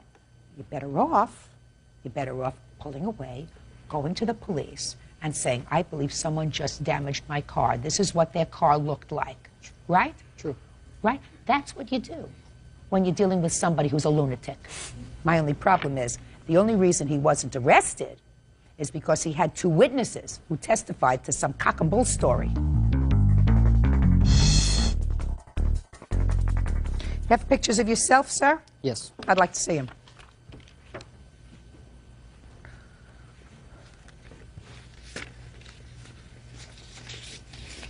I see a lot of feet pictures. I don't see any injury here, sir. It's the ankle.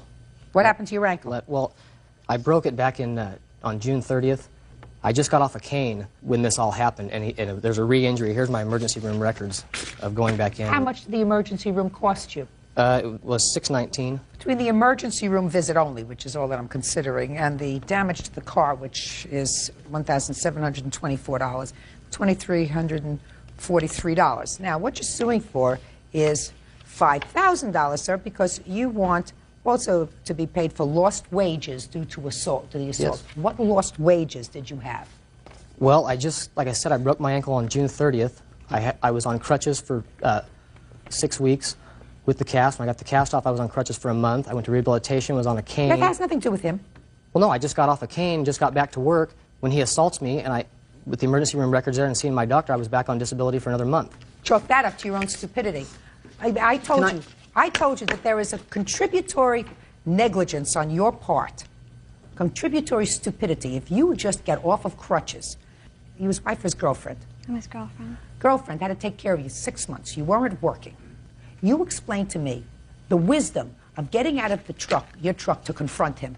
Well, when somebody's punching your truck, don't I have the right to get out and look at the damage? No, what you're supposed to do when you have a nut who's hitting your car. I didn't know he was a nut. Oh, no? You didn't know he was a nut? You didn't know he was hitting your car because you weren't moving fast enough? And I don't have the right to get out and check out the damage? I'm not talking about right. I'm talking about using your brains. I'm talking about trying to be a little smart, just like you drove off and try to find a police officer. Is that what you try to do? Then you do that first. You don't do that after the damage is done. You try to do that first, especially when you have a baby in the car. I did try to drive away the first time. Yes. And they punched my truck again. So, even more so, the guy's a real nut. He hit my car a second time, and I'm driving away. How many babies do you have? This will be number 2. Grow up. Judgment for the plaintiff in the amount of both the damage and the emergency room treatment, which is $2,343.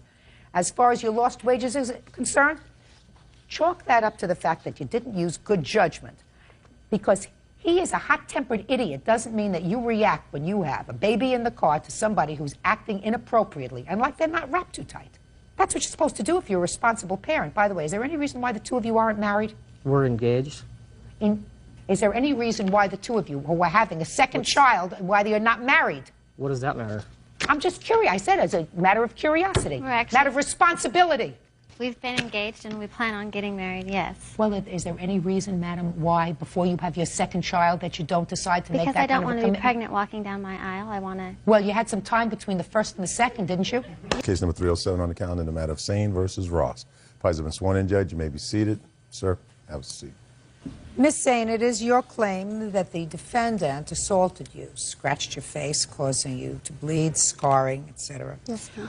When her car, which had been illegally parked in an area where you live, Yes, ma'am. when you requested that she move that car, Yes, ma'am. the defendant says that she was only there for a minute and that she was merely defending herself, but she has very long nails, which caused the scratching to your face. Is that right? That's correct. Now, on what date did this happen? April 2nd. Where? At my apartment where I live, out in the front parking area. Are there outdoor parking spaces? There is 6 spaces on each side. When she parked her car into the fire lane, there was empty spots that she could have parked in. Is that correct? No, that is not correct. It wasn't a fire lane, and my car was not illegally parked. I backed in to unload a vacuum cleaner. She illegally parked because she backed around No, Miss Ross. Listen to me. Your car was not parked in a legal spot. It wasn't illegally parked either. What does that mean, madam? You explain what that means to me. It was not parked in a fire lane. Where was it parked? It was parked in a regular parking space? No, it was parked in the middle of it. In the middle of the what? driveway. It was parked in the middle of the driveway. Oh, okay. So it's parked in the middle of a driveway. Exactly. She could have went around either way. Why didn't you park the car in an appropriate parking place? Because I was only in and out. I went there to drop off a vacuum. Just a minute. So you parked your car in an illegal place in a driveway. That's what you did. Now, you were where? You came home and found the car there, or your car was already there? I had went to my storage space, me and my witness and another friend. We had pulled my truck back to the very back of the apartments. I live in a 4-plex. And when I came out, the way I had went in, I couldn't go back out that way because there was vehicles filling my side and on the other duplex's side. So I was going to go around the very first car, go out through the front. But the lady that lives in apartment B, she always parks real far back, and her car was parked in the fire lane. I could not get through there. Okay. So you could not get through to pull out so that you could get into your parking space? Yes, ma'am. Because her car was blocking you? Yes, ma'am. So what did you do? I honked the horn. Like I said, we live in a small, it's just a 4-plex. I figured whoever owned it would come out. Nobody did. Now, when you went into your storage space, was her car there? No, ma'am. How long were you in the storage space? Probably about 30 minutes. And when you came out, her car was there, and you said you started honking the horn. What happened when you honked the horn? The children from the apartment next to me came up and asked me what my problem was, and I asked them if they knew who the car belonged to, and they said yes. Her name was Evelyn, and she was at their parents' house. And I asked them if they could go ask her to move it. Did they do that? Yes, ma'am. And they came back and said that she would move it when she got ready. Okay, and about how long were the children gone? Just a few minutes. A minute or two? No Yes, more than ma'am. that. And then what's the very next thing that happened? About that time, she came around the corner, and she started walking over to her car, and I told her she needed to move her car at that time. And she stated that What did you say to her? I told her that she needed to move her car. That's not what she said. No, I'm sure that's not what That she is said. not what What she did said. you say? That's the nicest version she could have put it in. I want to know what you said to her. I told her that she needed to move the car at that time, and she said she was not going to move the car.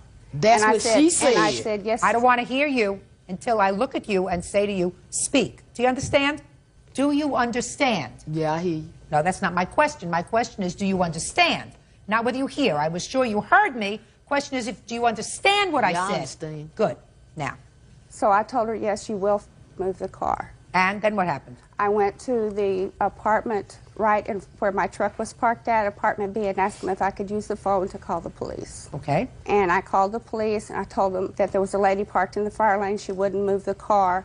I had my back towards her, and just as I started to turn around... You were in somebody's apartment? Or? No, I was outside beside my truck, which was a good 25 feet away from her car. Okay, go ahead. I had my back towards Miss Ross, and I just started to turn around, and I seen her running at me from behind.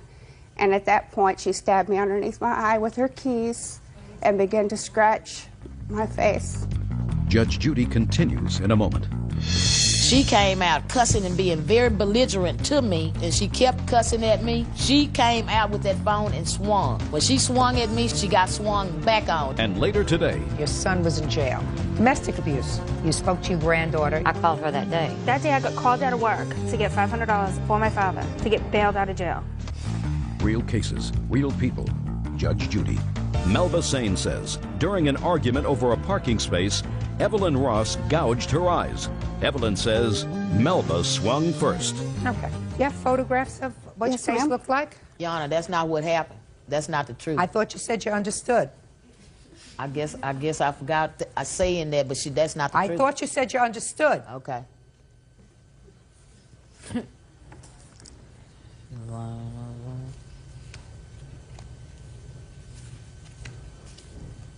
Okay. Now I'll hear you. Miss Sane started off by telling me to move my car, and she said it at least 5 times, and there is a police report from me to the Arlington police saying that. I told her she did not have to talk to me like that in order for me to move my car. On April 2nd, 2002, my daughter had a state track meet in which I was already running late to get to. She came out cussing and being very belligerent to me was the reason I got defensive. When she got those people's phone, she ran up to the car on the phone, shaking her finger at me. I'm moving my car, and she was still coming out. Just a second, Miss Ross. You just said that she came up shaking her finger at you, but you were already moving your car. Right. Right.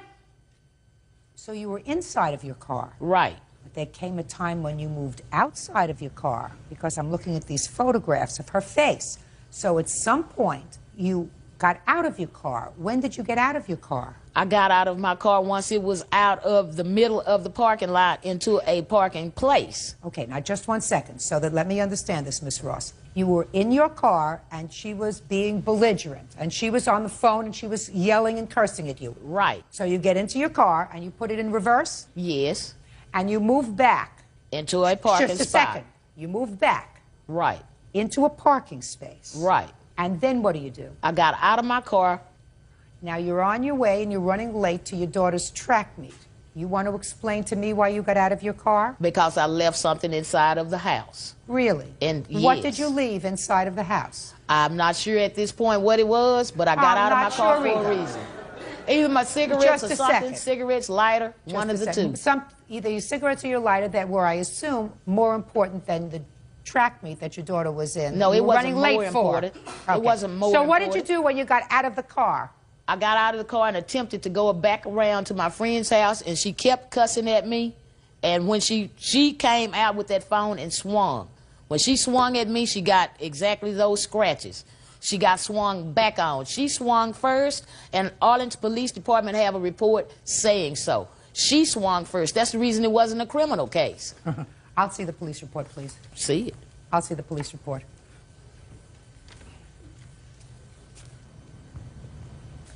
You think I believe your story that you left something inside? That you were in such fear, Miss Ross, quiet, that you were in such fear of her screaming and cursing at you that you were in your car, you could have gone your own way and stopped off and bought another lighter or a pack of cigarettes, whichever it was that was so important that you can't even remember it now. You would have been out of harm's way and gone, except you decided to pull into a parking space and get out and not confront her. Oh, no. To go back inside to the apartment that you just came from to get something that you can't remember as we speak now and cause this type of damage to her face. That was from my hand. That's not from a key. Speak not. Your Honor. Shh. Well, that's very unfortunate. This friend of yours who finally, after several missed appointments, went to talk to the police. Nobody else, according to the investigating police officer, wanted to get involved in this whole incident. I wonder why. I am satisfied after hearing your testimony and after hearing your testimony that you were the instigator in this whole incident, Miss Ross. You had the absolute ability to extricate yourself, to leave this argument, which you had caused by illegally parking your car. What was Because she I'm started? speaking! By illegally parking your car and then saying to the kids who came in to tell you to please move your car that I'll move my car when I'm good and ready. That's the kind of persona that I'm seeing as you're standing here testifying today. Those are the exact words that would come out of your mouth. Now, I'm not saying that Miss Sane didn't use some vulgarities when you finally did come out. I believe she did. Sticks and stones will break my bones, but names will never hurt me. That does not give you the right to cause the injuries that you did, which you caused. And for that, I am awarding the plaintiff $5,000. That's all. Step out. What is our excuse? She was the instigator. She approached me and attacked me from behind. She started it. I have a statement from a dermatologist about the scars on my face. She got her butt whooped because of it. The hole in my face. Looked like someone had been mauled by a grizzly bear. She came out cussing and swinging at me. It's consistent, he says, with a stab wound. And I'm not gonna ever let anybody hit me and just walk away or drive away. She told me she would be back. She came after me and she got tore up because of it. This isn't the end. And now the next case. All parties in the matter of White versus Atkinson. Step forward, please. Babysitter Jackie White is suing her granddaughter, 20-year-old nurse's assistant Melissa Atkinson, for an unpaid loan to bail her father out of jail. Miss Atkinson, how old are you? 20. This is your grandma. Yep. Who do you live with now? Me and my fiance and my daughter. How old is your daughter? 8 months. When you were growing up, who did you live with? My mother. Only your mother? Yep. What about your father? Non-existent. That's her son, is that right? Did you have any sort of relationship with your grandmother? Yep. Somewhat. As you were growing up, you saw her? Yep. Try yes, it sounds Yes. nicer. It's a courtroom. How frequently did you see your grandmother as you were growing up? More when I was younger than now. And you saw her despite the fact that you had no relationship with your father. He wasn't around. He was around, but not often. Shh, put your hand down. So she was around more than your dad? Yep. Yes. When you say she was around more than your dad, she would come to visit you or you would go and spend time with her even though her son wasn't around? Yes. So you would say that during the time you were little, and even a little older, she was a reasonable grandparent? Yes. Now I'm going to get to the case. Ms. White, you're suing your granddaughter because you claim that there was a time, some time ago, recently, that your son was in jail, was incarcerated, and needed bail money. He called you. You had most of the bail money that he needed. Whatever you had was about $470. $400 for bail and $70 for some fee. You spoke to your granddaughter. Your granddaughter managed to get together another $100. You posted $500 bail for your son. Sometime later, he appeared in court. The bail was returned, but it was returned to your granddaughter, and your granddaughter did not give you back your money. Your granddaughter says that you never gave her a dime. Okay? That's what the case is about. Right. Which is the reason that I was asking you a whole bunch of questions, Ms. Atkinson, because I didn't know what kind of relationship you had with your grandmother, and I don't know why your grandmother would sue you anyway, even if what she says is true, because that's sort of something that family doesn't do, especially for not life-altering amounts of money. So you're going to explain that too to me, Ms. White. I had to borrow the money from my sister. She wired it up Western Union for me to get the bail money. And then I had to pay her back. And I was expecting to get my money back from Melissa when this bond was paid back. When did your son call you? April 27th. I've got a phone number here where I called my sister on the 28th. She wired the money up the 28th. When was your son incarcerated? 27th. For what? I've got a record here. You'll have to look at this. Can I see it, please?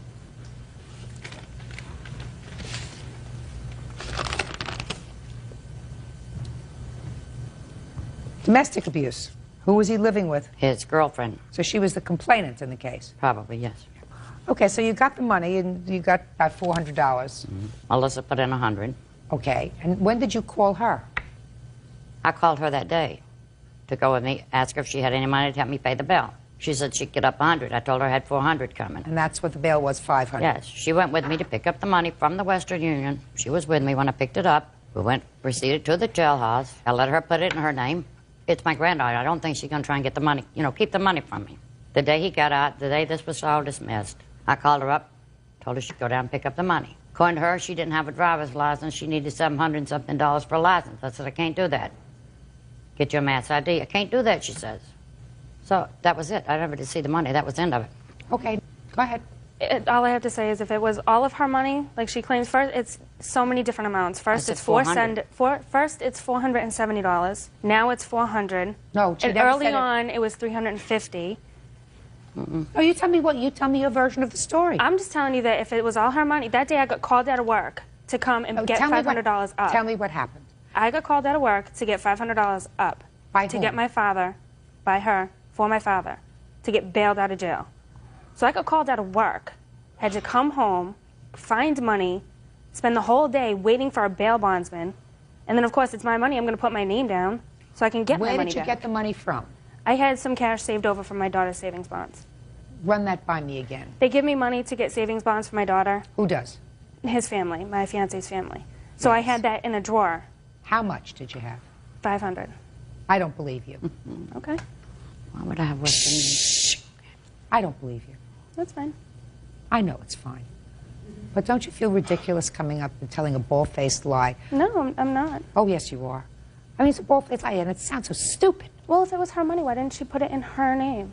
What was the whole point That's of that not anyway? the issue. The issue is that family usually trusts each other. Family usually trusts each other. Do I think that you have $500 in cash sitting around because your fiancé's family over the course of 6 months or a year has given you money for your 8-month-old child that you just keep in a drawer? Yeah. And you have a job? Yep. What kind of a job do you have? Nursing assistant. You get paid check or cash? Cash. Cash? Yep. Interesting. When was the last time you filed tax returns? Last year. Good. How much did you report on your tax returns? $12,000. So you have a checking account? No. Really? Really? You keep all the money that you make in cash in your house? Most of it. That's dumb. It works. Might not work for you, but it works for me.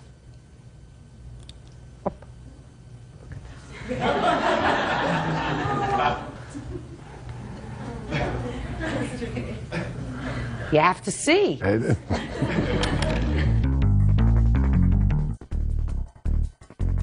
Now, what I don't understand is why a 20-year-old girl who seems not to have really started her life out in an orderly fashion to begin with, by having an 8-month-old child, being unwed, having a job, no checking account, no savings account, I assume, why you would want to cut off a grandparent who had been perfectly reasonable to you during your growing up years. I have no idea. But if attitude could make you wealthy, you'd be a very wealthy woman. Attitude is not going to make you wealthy. Being an honest person will make you at least an honorable person. Never going to get there. Thick. Maybe it's your son's genes. I hope not. Well, maybe.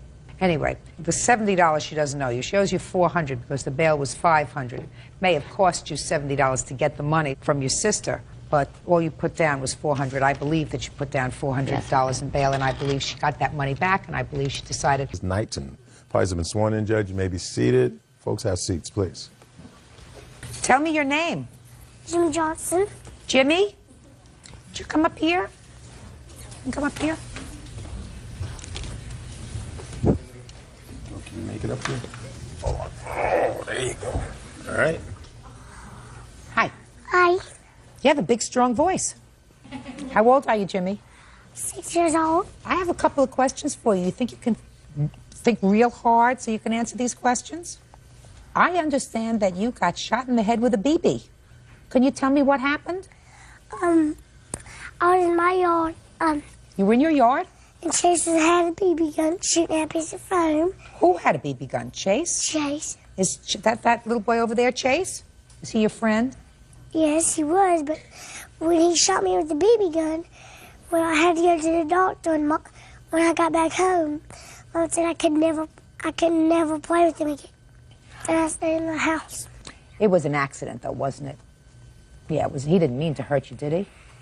He did? Yeah, he said, I'm going to shoot you. Now I'm going to really shoot you. We have to talk to him about that, okay? Did you shake hands? Maybe we will later. I'm going to have to talk with him right now, okay? Okay, why don't you go step down?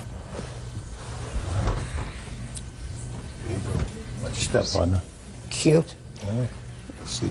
Chase, come on up here.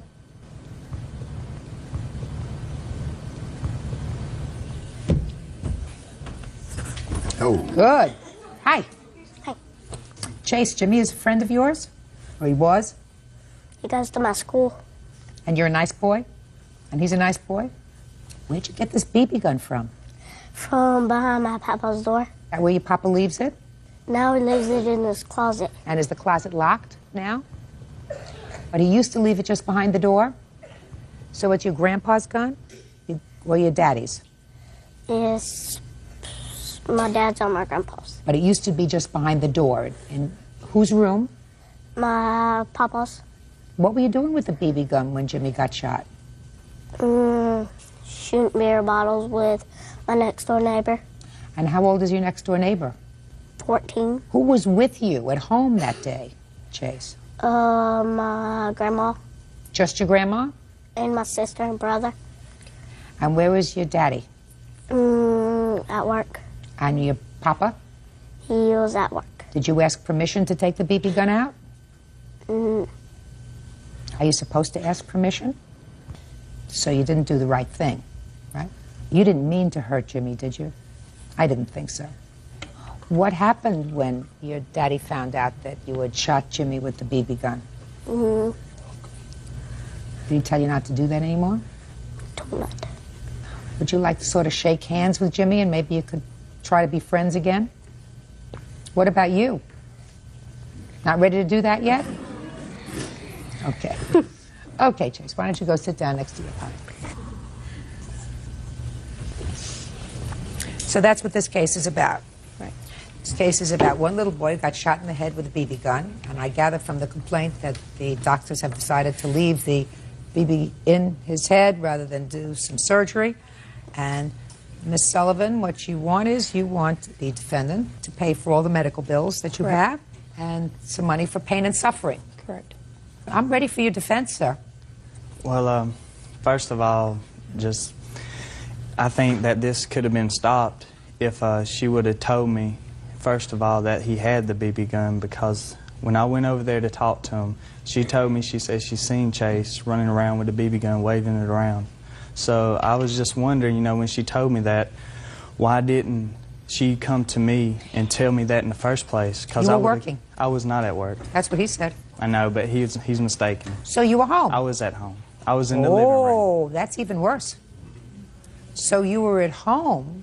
Yes, ma'am. In a situation where you were totally responsible for your sons having access to an instrument that could cause serious physical injury to somebody else that was not secured. You are 100% responsible for Jimmy's medical bills, out-of-pocket expenses. It was your responsibility.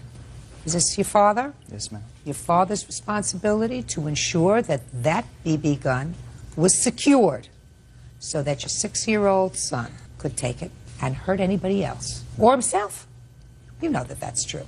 Now, I don't know whether Miss Sullivan could tell from this BB gun whether or not it was a toy or capable of hurting anybody or whether it was loaded or not loaded. Who knows that? But you certainly knew that it was capable of causing injury, and your father certainly knew that, and both of you understood that it was not the right place to keep it, behind some door, and it's now secured in a place where he can't get it, right? So it's secured now. It was a little too late. So let me see the bills. 1, 2, 3. Fast, and be very, very happy, Mr. Knighton, that he didn't lose an eye. Yes, ma'am. Do you have an X-ray that indicates where this BB is? I do. Have you ever pull seen one that, out? Mr. Knighton? No, ma'am. I'd like to take a look at it.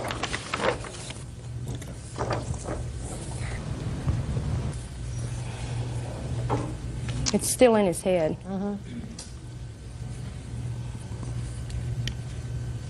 Is this the first time that your son has taken out that BB gun? I don't think so. How many times did you play with this BB gun? One. One time before this? I played with it 2 times over at the next door neighbors. We're shooting beer bottles. On a different day or the same day? Different day. So you had that BB gun out twice. And where was your daddy the first time you had it out? Did anybody know you had it out the first time? I think it was at home, or it was at home. Did your daddy know you had the gun out the first time you had it out, shooting beer bottles? No. How big is this gun? About from here to here. That's pretty big. Is it heavy? My dad's is this long. That's pretty heavy for you to carry, isn't it? No, it was mine. It was my BB gun. What does that mean? His mom bought him the BB gun. So this is his BB gun. It's not yours or your father's. That's right. Judge Judy continues in a moment. He's going to give me a knife when I get 15. If you're smart, you'll ask him to get you a microscope or a doctor's kit so that you can hope to be something that's really good and not a thug with a knife. Real cases, real people. Judge Judy. Gail Sullivan says her 6-year-old son, Jimmy Johnson, was shot in the head with a BB gun. Gail says the shooter was her neighbor's son, 6-year-old Chase Knighton. Where is his mother? His mother is off somewhere. Off? She abandoned us. Okay. When did she buy this BB gun? Christmas. She bought it for him. I didn't want him to have it.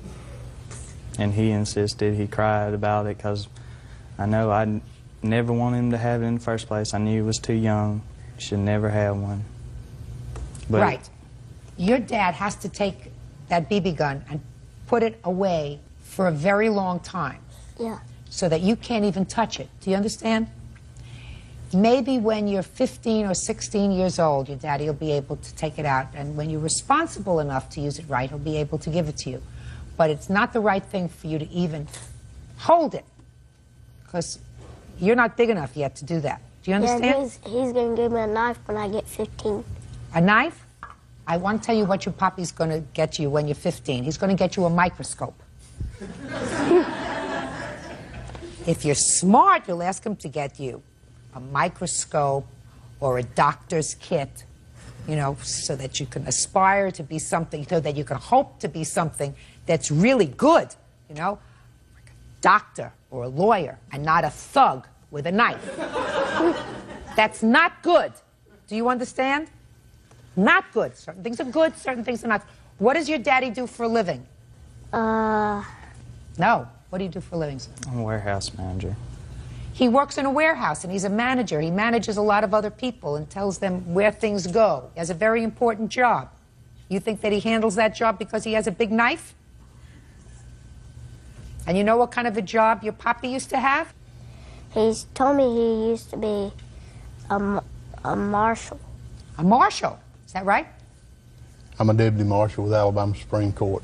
See, so he has a job that's related to the law, right? He's a deputy marshal in the court system. It's a very important job. And he doesn't need a knife for that job. Got to teach him the right thing. And if he wants the wrong thing, you have to sort of reorient him. Your Honor? Yes, sir. Can I say something? The knife he's talking about is one of those little knives with the fingernail file in it and the toothpick and everything. By the time he gets to be 15, he's not going to want that knife. Well, that'd be the only one he get. Good. All right. Well, there's no question that you folks are responsible for these medical bills. There's no question in regard to that. I think that they were absolutely 100% negligent allowing this weapon to be in a position where he could get his hands on it. I have a feeling that these two gentlemen have a very full plate. I also think, Jimmy, that he's probably a very nice little boy. He did a bad thing, and you should really probably give him another chance. I think that that would be a nice thing to do. I really do. Because you're supposed to forgive somebody if they're really sorry. You are sorry for what happened, aren't you? He really is sorry. He would really like to be your friend. Think you're willing to give him another chance? I sort of like that idea. Come on. Okay. Give him one shake. Go ahead. That's good. See, that didn't hurt. Good. All right, judgment for the plaintiff in the amount of $1,654, which are the actual damages, another $1,000 punitive damages, $2,654. Thank you, that's all. Parties are excused. You may step out. Chase knew that he wasn't supposed to take that gun out of the house. I don't know why he took it out. Jimmy said he told him he was going to shoot him with a gun, and I feel like that this child shouldn't have had the gun. Keep the gun away from small children and keep it locked up. That could have been a pistol. My son could be dead. And now the next case. All parties in the matter of Davis versus Palazzo, step forward, please. 21-year-old homemaker Aubrey Davis is suing her sister, custodian Claudia Colazzo, for the cost of her son's medical bills. Aubrey says she paid for his treatment after he suffered an epileptic seizure. Miss Davis, how are you related to the defendant? She's my sister. And this is your nephew? Yes, correct. Your son? Yes. According to your complaint, he was staying with you for a brief period of time. While he was with you, he had a seizure. Correct. You suffer from epilepsy? Yes. And he was taken to the emergency room. There was a medical bill of over $1,500, and you want your sister to be responsible for that. Correct. When did he come to live with you? July 5th. Prior to that, where was he living? I believe he was at Stephanie's house, which is who he's living with now. Who's Stephanie? It is his dad's ex-wife. That's as much as I know about her. Step up here, please. Tell me your name. Richard Ornelas. Before you came to live with your aunt in July, who were you living with? My brother's mom, Stephanie. How long had you been living with her? About a year. And how old were you when you went to live with Stephanie? 15. Why weren't you living with your mother? My mom just told me, leave. My mom told me to leave. But she told you to leave when you were 15? Yeah. When did he get sick? July 6th. Is that right? Yes. You were with your aunt for only one day before you had a seizure? Yes. Had you had seizures before? Yes. Did you have seizures when you lived with your mom? Yes. Why don't you sit down, Richard? Have a copy of the bills? Yes. Can I see them, please? I also have a copy here from the hospital that shows that I never signed. And I asked them for the copy of the law stating that she's responsible for the bills since I didn't sign that paper. And all they gave me was the law. They didn't give me a copy of the actual law. You took him to the hospital, is that right? The ambulance took him and I arrived there with them. Okay, Ms. Collazo. All's in your court. Why are you not responsible for these bills? January of 2002, Richard moved out of my house. I did not throw him out. I was having problems with him at school. He was arrested. He was in juvie. He didn't want to obey by my laws. I have documentation that Stephanie had guardianship of Richard since January 30th of 2002. Stephanie was married to his father. I don't know if they were legally married, but they had children. Okay. That's where he went to live. Yes. Go ahead. And where is his father? Pardon? Where's his father? Where is his father? He lives in Las Vegas. Okay, go ahead. I have documentation of everything, of the guardianship papers. Guardianship doesn't mean that Stephanie is financially responsible for him. No, but he was living with her at the time. Yes. I didn't know that he was living with Aubrey. Yes. I received a phone call from Aubrey's husband stating that Richard was in the hospital. And I told him, well, don't have her sign anything. Get a hold of Stephanie. She has guardianship since I live 63 miles out of town. Well, somebody has to admit him. I was assumed that he was admitted. He was brought by ambulance. I don't know what was going on. All I had is a phone call. Did you rush to the hospital? No, I didn't. Why not? I had no way to get there right then and there. You don't have a car? Yes, I have a car, but I did not have a way to get there. Where was your car? It was there. It was at home. So what do you mean you had no way to get there? Financially, I was not working at that time. You were an hour away? Yes. It was late at night. So? You're in for a rude awakening, madam. Because someone has guardianship of your child, right, that doesn't make them financially responsible for your child. Okay. Parents are responsible for the necessaries of a child. Necessaries mean food, clothing, shelter, medical care, sometimes lawyers' fees, and a variety of other things. Mm-hmm. That doesn't change unless you go to court and have your child emancipated. If your 15-year-old child is emancipated by some judge who's a little nutty, then maybe you won't have financial responsibility for the necessaries. But right now, you do. Not her. Then why did she go in there and do what she did? What did she do? She jumped in my business. That's how I feel. Your son came to our house on July 5th. He was there less than 24 hours and he had a seizure. What would you have suggested that she do, Ms. Collazo?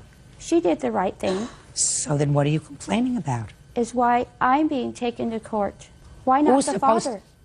You could sue the father and say, listen, I had to pay this bill, but you're partially responsible for it too. I'll pay half and you pay half. She doesn't have to go searching for the father who lives in Las Vegas. Correct. You do that. Okay. If you chose to allow him to leave your home and you chose to allow him to be under the guardianship of a biological stranger, that's within your family. But when it comes to his necessaries, you're not off the hook. If you want to sue his father, go to it. Judgment for the plaintiff in the amount of $1,590. Parties have been sworn in, Judge. You may be seated. Ladies, have seats, please. How are you related to each other? Friends. How are you involved in this case? That's my best friend. She borrowed him the money. She borrowed me the money to borrow him. She loaned you the money. Sorry, she loaned me the That money. he allegedly borrowed from you. Yes. Why don't you have a seat? This is your father. Yes, ma'am. It's your claim that the father borrowed $200 from you and also has some property of yours that's not worth very much, but $80, a VCR and a quilt set. He says he never borrowed any money from you and you took all your property, put it outside, and you came by and you took it. What did you lend your father money for? My best friend had borrowed or loaned me $200 to loan him $200 so he could move into the apartment that he is staying in with now with his girlfriend. He did not have the full deposit to move in. When did he ask you for this money? June 8th. Did he call you on the phone? Yeah, he called me on my cell phone. Where were you living? With my mother. So your father called you and asked you to borrow money so that he could put down a deposit on an apartment? Yes, ma'am. Why would he call his daughter? He's called me many times to borrow money. He's borrowed money from me several times. How old are you? 19. What kind of work do you do? I clean houses for a living. I work for Mary Maids. What kind of work do you do, Mr. Palmer? I'm a truck driver. Been a truck driver for 10 years. You work steadily 5 days a week? Yes, ma'am. Who do you work for? Right now I'm working for D&D. What is it? Don't ask her. She doesn't drive the truck. Oh, I can't remember what it's D&D's services, I guess is what It's they call D&D it. Realty. He maintenances for his landlord. He is not driving a truck. On what date did you lend him this money? June 9th. Who were you working for on June 9th? A1 Container. It's a trash business. And how long had you been working for them? Right around 7, 8 months. So there was really no need for you to borrow money from your daughter? No, ma'am. When all this was going on, I was in the process of a divorce. I was living in my truck for 2.5 months. The gentleman that I worked for at A1 Container was holding my paychecks so I didn't blow my money, so I would have the money to move in. This 200. Why was he holding I your money? asked him to hold a certain amount of money every week. I'd cash my check. I'd give him cash. We'd hold this for me so I don't blow my money, because he knew the predicament I was in. I'd been living in my truck for 2.5 months. This whole case started over, this was supposed to be a trip that Amanda, Sylvia's 7-year-old sister, was supposed to take to Kansas City. I couldn't get the time off of work because I had just started working. Oh, what's your first name? Amanda. Amanda. Who's Sylvia? This is Sylvia. And who's 7-year-old? That's her sister, and she's 6, has and that nothing is to do. incorrect. He had lost his job. Go ahead. We had planned a trip to go to Kansas City. It was supposed to be a week later than what they went. We told her not to go because her car would not make the trip. I had a SEI. When was it? The trip was supposed to take place. I take her, Your Honor, every year. When was the trip? June 22nd for her birthday. For the last 10 years, I've taken my daughter to Worlds of Fun. She went. So what's the $200 for? She went to Kansas City against my wishes. I had a mechanic look at her vehicle. The mechanic stated, your car is not worthy. I got a phone call at 1:30, 2 o'clock in the afternoon on my pager from my girlfriend, Linda. Your daughter is in Kansas City. Her car broke down. She was 80 miles outside of Columbia, Missouri. She got on the interstate, left Worlds of Fun on 480. Don't give me the road, sir. It doesn't make any She difference. went the wrong direction. So what was the $200 for? She's stating that I borrowed $280 from her. I borrowed no money. I was supposed to pay for their trip to Kansas City. They went without me, and the mechanic told her not to go. The car broke down. They called me. I took time off of work. I borrowed money. I borrowed a car, drove to Kansas City, picked up my daughter, Sylvia, and a 7-year-old girl out in the middle of nowhere. The highway patrol had to find her for me. How long did it take you to get there? They called me at 2:30 in the afternoon. I showed up in Kansas City at 9:30 at night. And when was this? The day that they took the trip. Your Honor, it was the 12th that 12th we of were what? stuck out there, of June. So you're telling me that your father borrowed money from $200 from you on June 9th, Mhm. and 3 days later he came out to Kansas City to get you. Yes. He did He come came out. He came out to help me with my starter because my starter went out in my car. I had took it to my personal mechanic, and No, I'm talking about you drove 11 hours to come and get you. I called him at 11 a.m. Yeah. and he was not home. So his girlfriend called him and then called me back and let me know that he was working and he'd be out as soon as he could get off of work and Your he could Honor. find a car. I did not call him at his place of business. I do not know Did your that father number. come to get you on Yes, June 12th? He came out on June 12th. Okay, and he came out. What did he do when he came out on June 12th? Just a minute. You sit down. Look at me. Look at me. You too. When he arrived, he threw the cooler that belonged to her towards her little sister, and his girlfriend hollered at him and pushed him away. He then put a spare tire on my car because my spare had exploded. The company out in Kansas City put a new starter in my car, so I needed a tire. It wasn't the starter that I needed help with. Okay, so? And the $200 had nothing to do with the trip.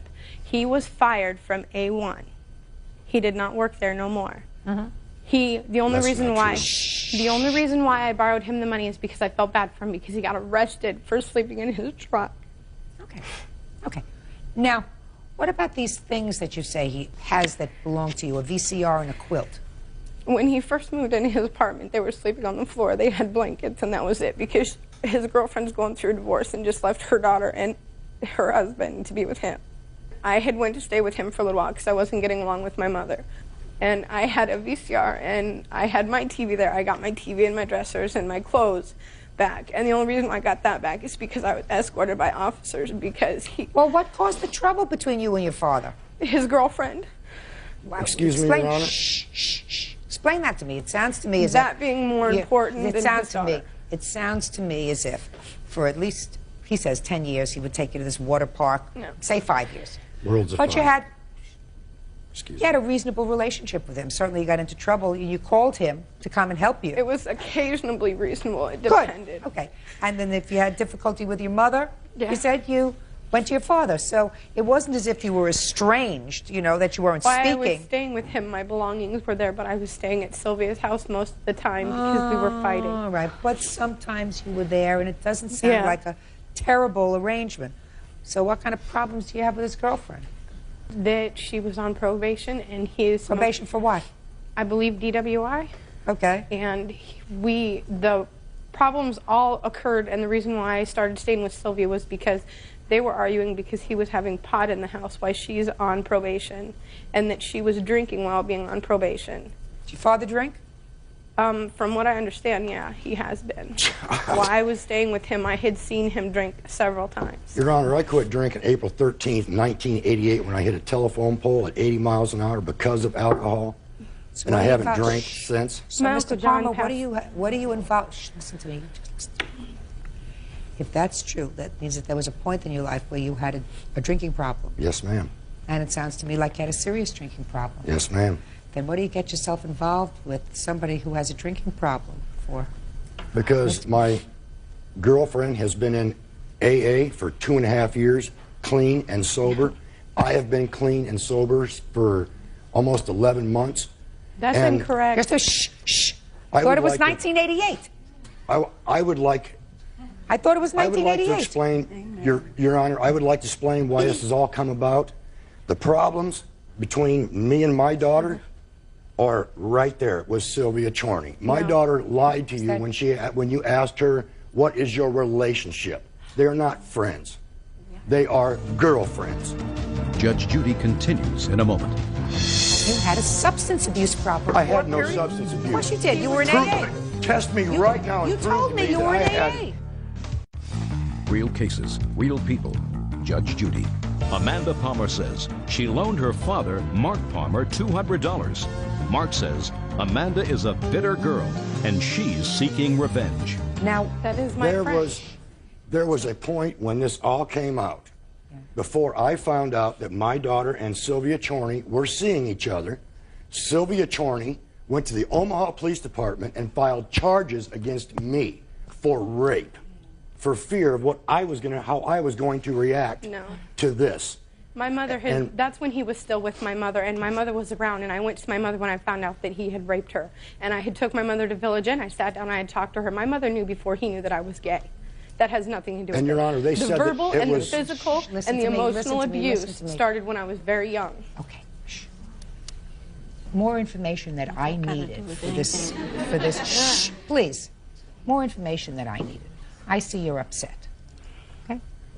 And it's more than $200. It's, you know, the issue involves more than $200, I gather. Well, I have papers and everything stating for the money that came out and all of that because it was from her. I want to tell you something. I believe that you gave him $200.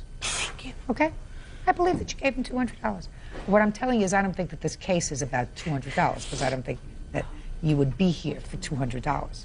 It wasn't for me. It was for the respect out of my friend, or whatever he wants to consider her, out of my best friend because she borrowed it. And I don't want it to come in between us because of that. Okay. So you're really talking about Sylvia saying to you, you got to get the money back from him. Yeah. So let's talk about that for a minute. Good, bad, I don't know. I don't have enough time to figure it out today, nor is it really any of my business. Whether he's a good father, a bad father, whether he has been verbally abusive, emotionally abusive, whether he's been supportive or non-supportive, I don't know. Bottom line is, that's your father. Bottom line is, Your Honor, I support him no matter what. Quiet down, because I have a feeling, sir, growing up with you was not a picnic. If you had an alcohol problem for a period, listen to me carefully, deny all you like, but if growing up with you at times involved living with your substance abuse problem, that's a problem. Substance abuse problem? I had no substance abuse problem, Your Honor. I left my wife because my wife had left me on several occasions laying in a bed, burning. Mr. Palmer, you are not paying attention to me, sir. What I'm saying to you is you had a substance abuse problem. I had no substance abuse. Of course you did. You were in AA. Test me right now and prove to me you were in AA. I was drinking on April 13th, 1988. I went after work. I went and had a few beers with a buddy. Alcohol, you told me. You've been involved in AA. You've been clean and sober for 11 months. That's what you told me. Alcohol is a substance. If you abuse a substance, that's a substance abuse. That's not necessarily drugs. Alcohol is a substance. I went to AA, Your Honor, for marijuana use, not alcohol use. Mr. Palmer, whatever it is, sir, if you're in a state of denial, I'm not going to reach you. You have a child who's 19 years old. If during the course of her minority, you as a parent that sometimes were under the influence of either marijuana, which is a drug, or alcohol, which is also a substance, and that caused you not to be able to properly parent a child, and I'm telling you that it absolutely all the time does not enable you to properly parent a child when your brain is cloudy, then she grew up with certain amount of baggage that she didn't buy into when she was born. You have to understand that. That's a true thing. I understand. You may not like it, but it's a true thing. So she's got baggage. She is your child. I am not the one being investigated for doctor shopping, for pills, because of her mother. You're not getting it. No, he can't. If I'm not getting it, then award her the case because I am so used. Then I want you to tell him, if he doesn't understand, I want you to just stand by him, and every time he opens his mouth now, because now I'm tried to get through to him, it was like getting through to this table. You don't get it. Just award to her. You don't get it. I do get it. You don't get it. She's your child. I got shafted for 23 years. What's another day in court? Just a second. She wasn't around for 23 years, sir. She's only been around 19. And it's been this way my whole life. Shh. She's only been around for 19. Your Honor, I have traveled her all over the No, I'm not United States. listening to you. You are not getting it. You are not getting it. She's the child. You're the parent. And I was a damn good parent. No. Oh, I'm sure you were a wonderful parent. Judgment for the plaintiff in the amount of $280. You don't get it. But he's the father. He's always going to be your father. If Sylvia was a good friend to you, she would not have put you in a situation that you're in today by saying to you, you should get the money back from him. Because this is too painful. This is too painful. You should not be involved with it. You have to understand, your best friend is supposed to make things easy for you, not more difficult. Good. That has been Okay, her judgment for the biggest plaintiff as pursuant to the requested judgment, which is $280, because I believe what you tell me. That's all. Parties are Thank excused. you. You may step out. Sir, step out the back. It's been nothing but verbal threats, him harassing her at her job. She lied to the judge. I don't care if I was 16 and had $5 and he asked for it, and I'd give it to him. And now the next case. All parties in the matter of Edmond versus Athanasatos. Step forward, please. Postal worker Tracy Edmond is suing tattoo artist Alex Athanasatos for the cost of a tattoo removal. Tracy says Alex botched a tattoo of her late mother. Bird, don't get too comfortable. This is going to be a quick one. Yes. Miss Edmond, according to your complaint, the defendant is a tattoo artist. Yes. And you went to the defendant because you recently lost your mother? Yes. And you wanted a picture of your mother memorialized on your body? Yes. Ah. A picture on your dresser wouldn't have done? It would have. You're unhappy with the picture that he did, and you want him to pay thousands of dollars to have the picture removed. Is that right? Yes. First of all, do you want to show me the tattoo? Where is it, on your arm? Yes. Could you step up here?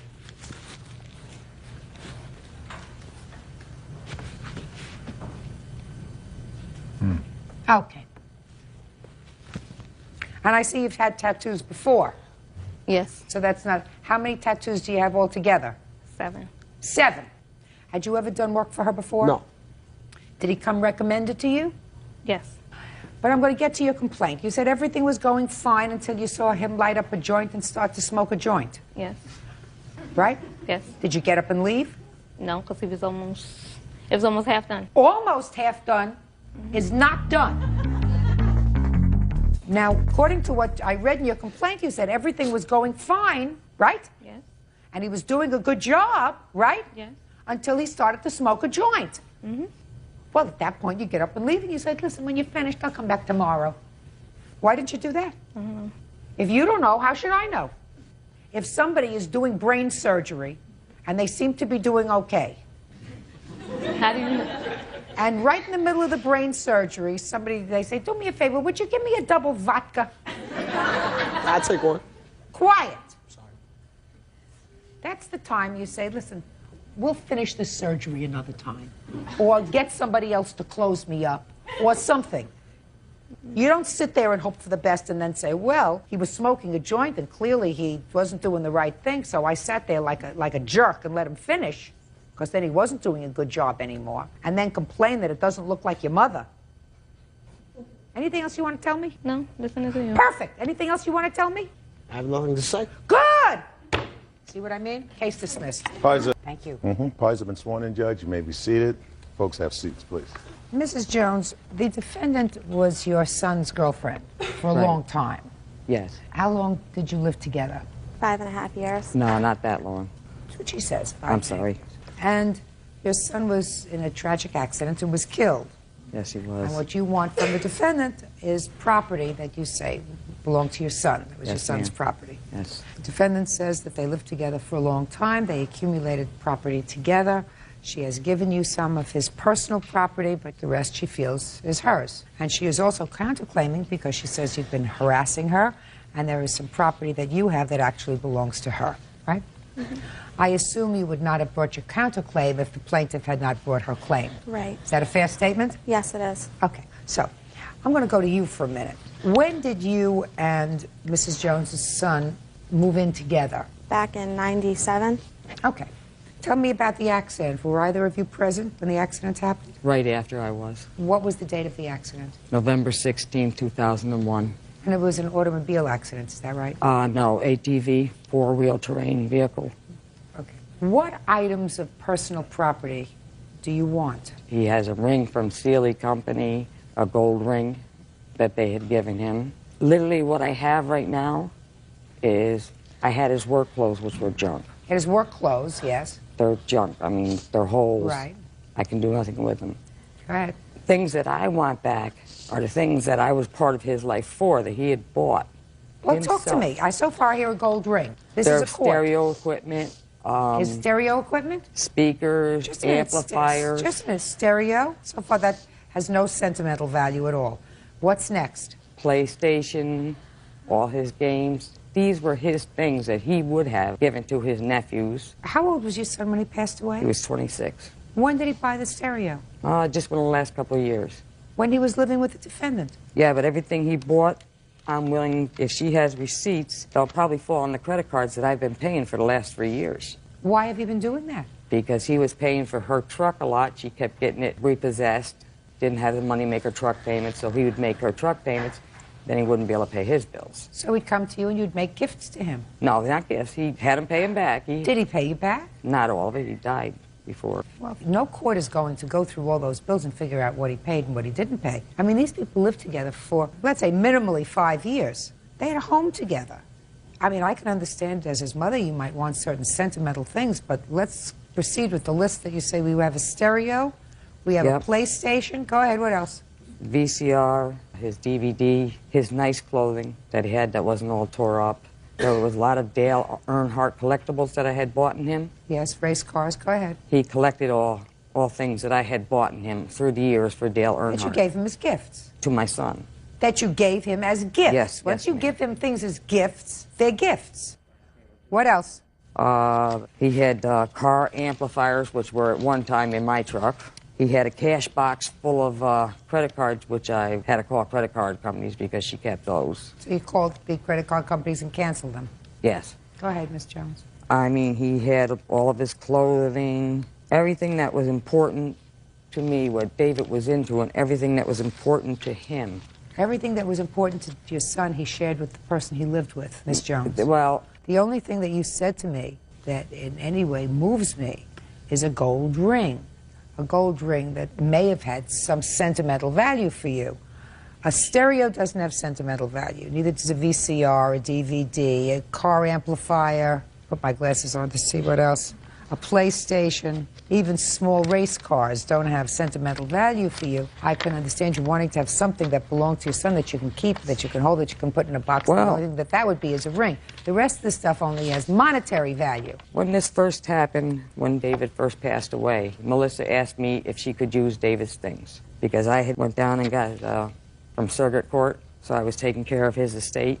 Let me see what you have from surrogate's court. And she asked me, could she use his things? Let me just a minute. Of course I said yes, I want to see what it says here. Okay. Okay, all this says is you can act as his voluntary administratrix. Was there any insurance or any other settlement as a result of this accident? Life insurance? Any insurance, any lawsuit, any money? Life insurance. Okay, and who was the beneficiary? I was. Okay, and how much was the life insurance policy? $40,000. Okay, so you got $40,000. So that the sum total of his estate was the $40,000. Well, there was another insurance that he had through J.C. Penney, accidental death and dismemberment. Yes. And that was $125,000. And who got that? I did. Okay. He left everything to me. Fine. And you got all that already. Right. So why are we here? I don't understand why we're here. Because these were his things. She made an agreement with me. She said, in her exact words, when I move out of this house, I will return everything of David's to you. And I believed her. I took her for her word, which, when she did move out of the house, she did leave the things. The next morning, they were gone. Judge Judy continues in a moment. She said, I want these things, and if I don't get these things today, I will kill your daughter, and she will come home in a body bag. Real cases, real people. Judge Judy. Margaret Jones is suing her deceased son's girlfriend, Melissa Filarecki, for the return of his belongings. Melissa says Margaret already has everything. All right, I'll hear you. Go ahead.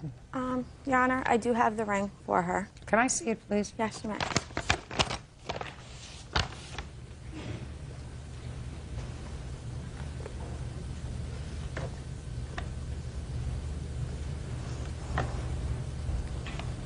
You say it was a gold ring?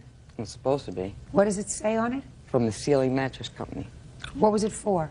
He was Employee of the Month many, many times. Many What times. else do you have in the bag? I have the list of stuff I left in the apartment for Margaret. Can I see it, please? What else is in the bag? Oh, just pictures, and I have a pin that he got from Celia. Yeah, you want the whole thing? Mm-hmm.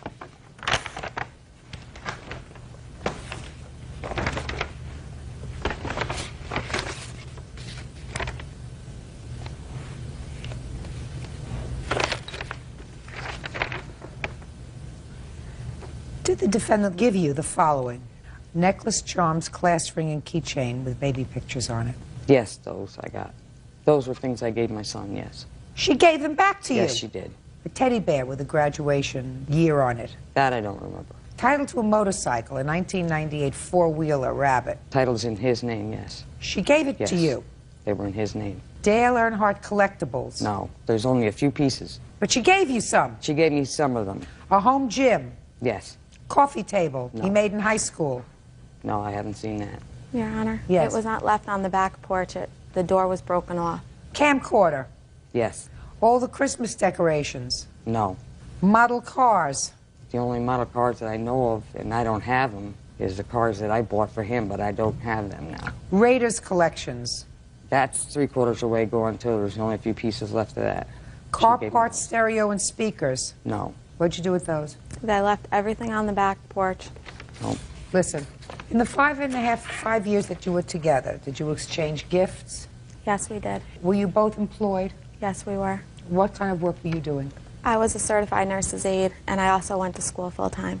When you leased these apartments together, did you purchase things for the apartment together? Yes, we did. And you kept a stereo and a VCR and a DVD? Yes. Okay. Is there a cash box that you know about?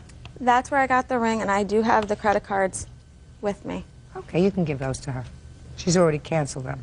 Miss Jones, I'm going to tell you the following, and then I'm going to very quickly address your counterclaim. When somebody dies, an easier emotion to deal with is usually anger. Yes, ma'am. You said yes. Do you really understand what I mean? The sadness, is this your daughter?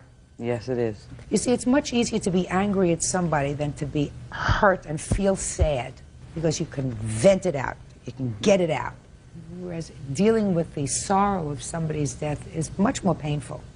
Whether they had a good relationship or a bad relationship, your son was together with this woman for 4.5 years, and he was a young man. So for the better part of really his adult life, they were together. They were a couple. Whether you thought they were good for each other or bad for each other, it's irrelevant. She was part of his life for a very long time. She tried to do the right thing with you. I mean, if you're talking to me about this ring, you're talking about not a gold ring. I don't even think it's a silver ring. It's a ring that says Sealy on it. She's giving it to you. There's a pin there that also was an Employee of the Month pin. She's giving that to you. It's easier to be angry at her than to either accept certain responsibilities that you might feel for his death, maybe his sister, because this accident was with an ATV, an all-terrain vehicle. Yes. Were you there? I was on it. She was involved in it. I mean, I could tell from looking at her that there's more than just grief there, so many months away from the incident, that there may be a little bit of guilt attached. Right. Maybe. But that's not her fault. That's not her fault. Nothing's going to bring your son back. Certainly a stereo, a VCR, and a DVD are not going to bring your son back. Nothing can bring my son back. You're right. Right. Nothing. Not the $125,000 you got from one insurance policy or the $40,000 that you got from the other insurance policy. Not a VCR, a DVD, and his clothing. They're not going to bring him back. Well, these are little mementos that she says you can have. told me before she didn't have them. Oh, well, here they are. Can I speak, And Your I Honor? want you to have them. That's all. You can give these back to the plaintiff. Do you want to proceed with this counterclaim that you have for harassment, or you just Yes. want to say, listen, let's try to be friends? No, I do. I'm listening. I have the police report. She called and threatened my mom that my mom was going to know. Is your mother here? Yes, she is.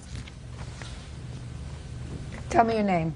Linda Villarecki. I'm her mother. You want to tell me about this phone call that you got from the plaintiff? Yes, it was a day or two after Melissa moved back home. I had gotten a phone call from Margaret wanting to speak to Melissa, and I wasn't sure who it was. And I asked who she was. She said Margaret. And I said, Margaret, she's not here. She's working right now. And she said she promised to give me David's PlayStation and surround sound. And she had mentioned things. And I said, Margaret, I would never want to be in your position that you're into. I said, I would never want that. She said, I want these things, and if I don't get these things today, I will kill your daughter, and she will come home in a body bag, and she will know how it feels to lose a child. And I said, Margaret, I would never want to be in your position. And she just went, she was out of control, and I just hung up on her. Anger is a much easier thing to deal with than sorrow, because she's able to lash out at you rather than dealing internally with the sorrow of the event Right. and the sorrow of the loss. But I was worried that she was so upset that she had, it was possible. And you made a police report? Yes. Can I see the police report, please? And Your Honor, I also missed 2 weekends of work because I also waitress on the weekends. In In Troy. And my boss wrote me a letter. I don't read letters from bosses. This report is dated in June. Is that right? Yes.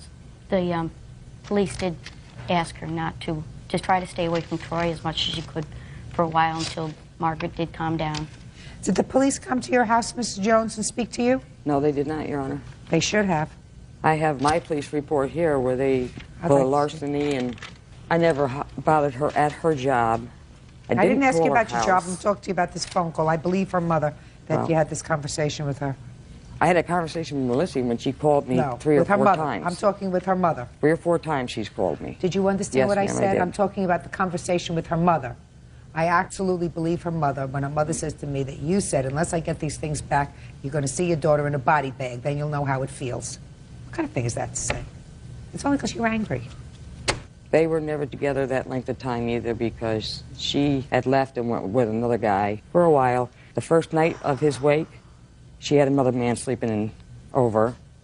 And I'd say just about every week after that, there was a different guy in there. Let me explain something to you. I don't believe that.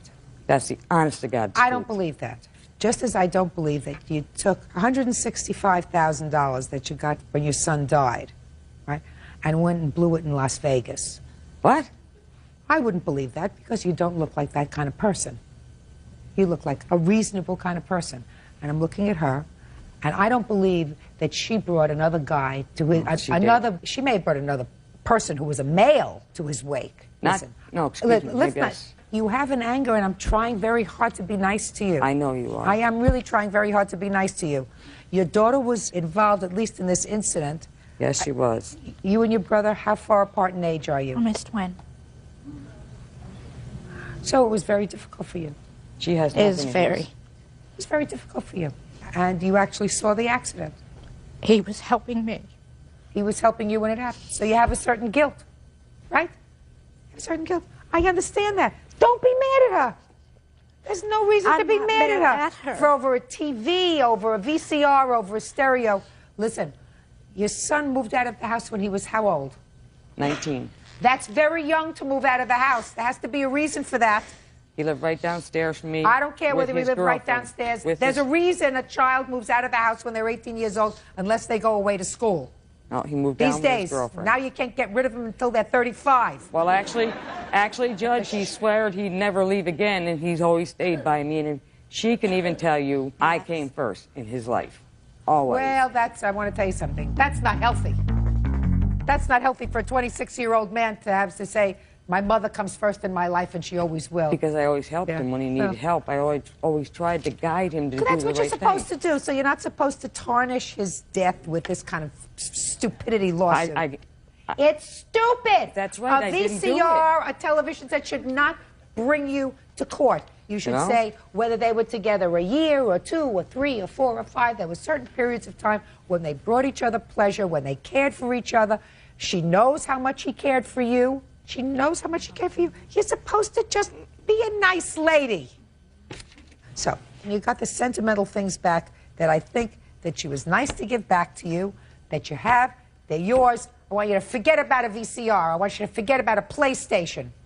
And I want you to forget about your counterclaim. She's not thinking rationally. Do you understand?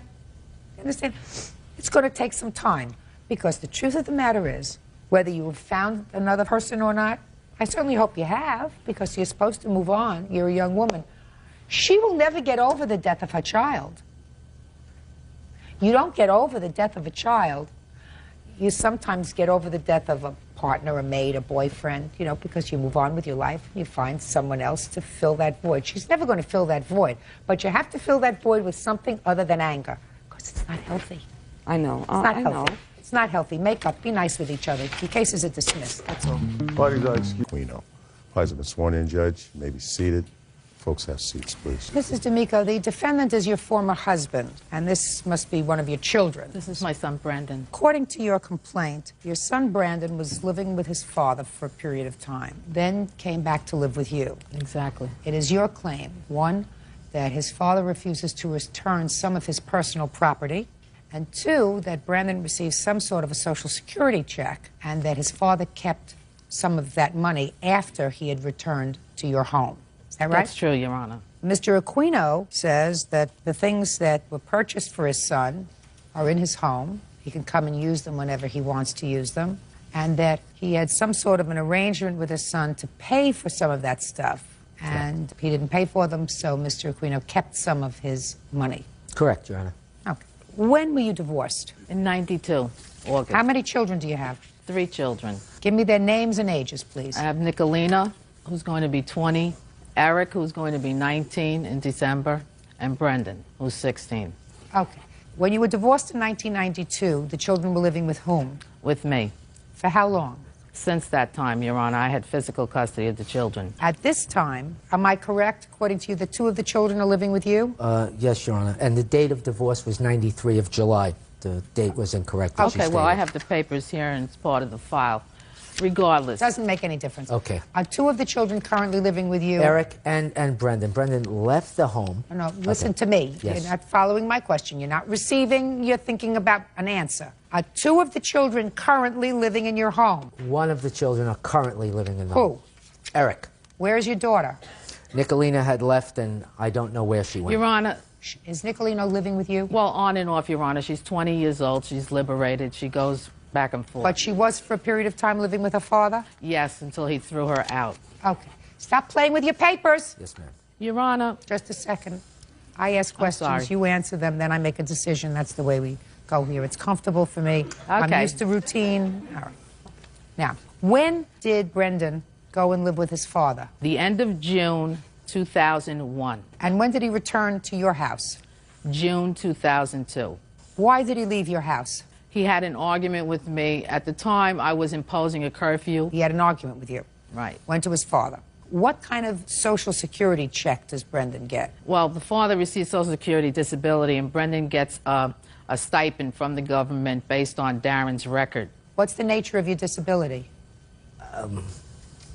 Is it a physiological disability it's or physical, a psych? Yeah, it's or a multiple physical, Your Honor. Multiple physical? Yes.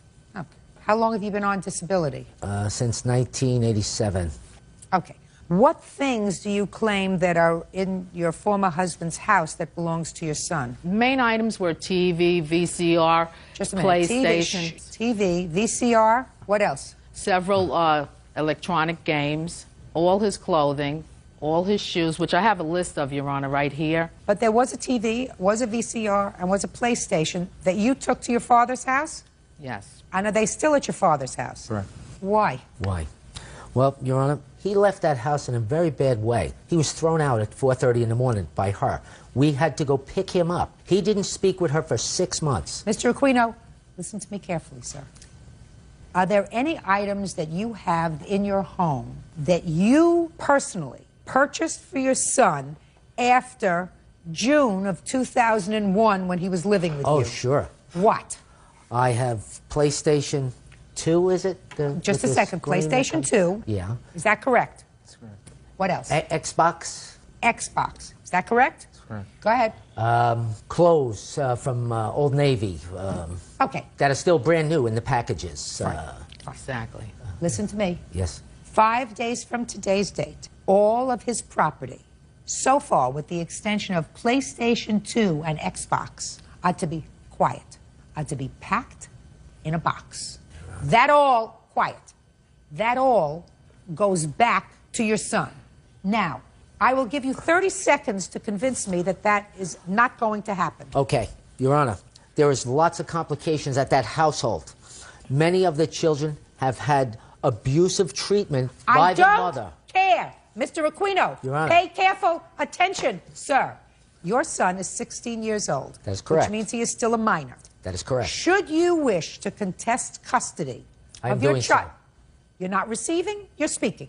Yes, Your Honor. Should you wish to contest custody of your child, you go to the appropriate family court They will conduct a hearing with regard to whether or not he gets to stay where he wants to stay at age 16, whether it's not in his best interest to be with his mother. In the meantime, all of his property that he came to you with goes back to him. Keep going.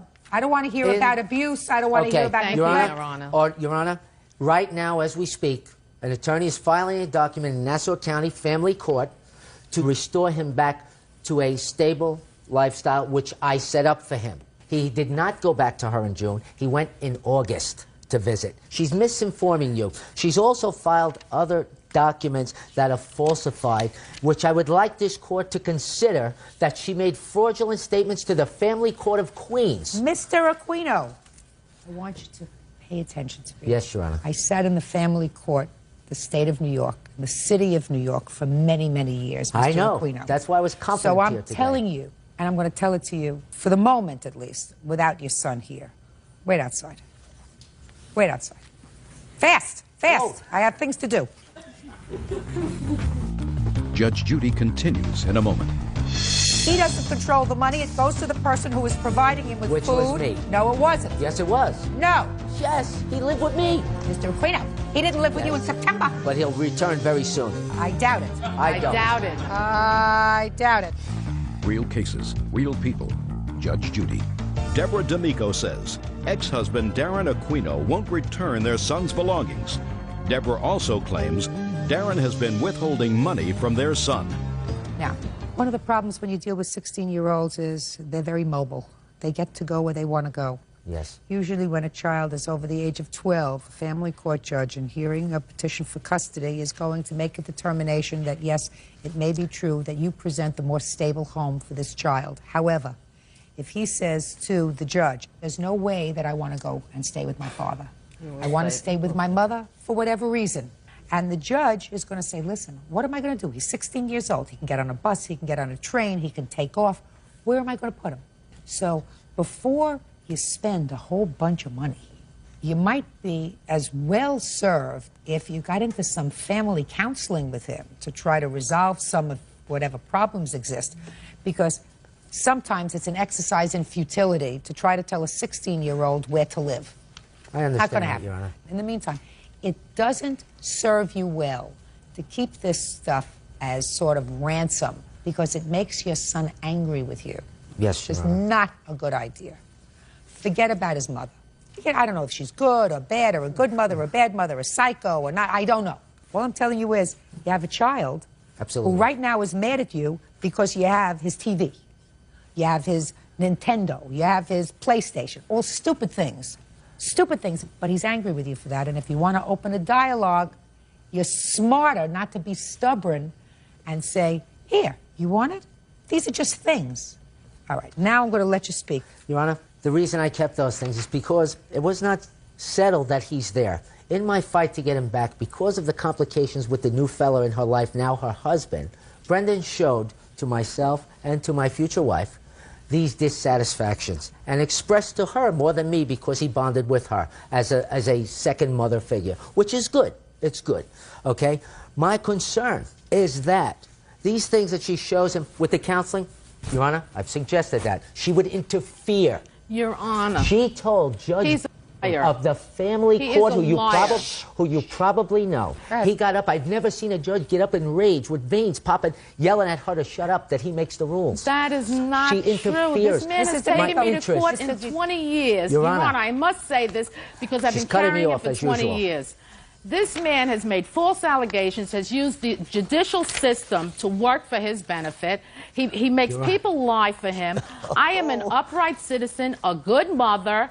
I've been taking care of my children You since filed a I'm document divorced. forgery And in I the have been Supreme Court. supporting them since. The man doesn't even pay child support. Not He is supposed a to. We have an loser, obligation Your not Honor. to do that. And the man is She making up caused a lies here, fraud. and he's telling you this that like it's so, and it's not true. Mr. Miko, what I'm telling you is, if you listen, I said, I don't care any of the stuff he's giving me. I'm telling him he's got to return the stuff. I am so glad you did that. Period. I am so End of discussion. honored. Because, Mr. Aquino, it's not the right thing to do Yes, Your Honor. to further alienate your 16-year-old by keeping property that he deems his. Now, let's move on. That's finished. let's move on to the second part of it, which is $391 a month. I am assuming, because I'm not going into this, that was a recent increase, Your Honor. Whatever it is. You acknowledge that you kept some of his money because you say the last insurance benefit I received, it's not insurance, No. Mr. Aquino. It's my money. It's Bird's money that we pay to support you because you're disabled.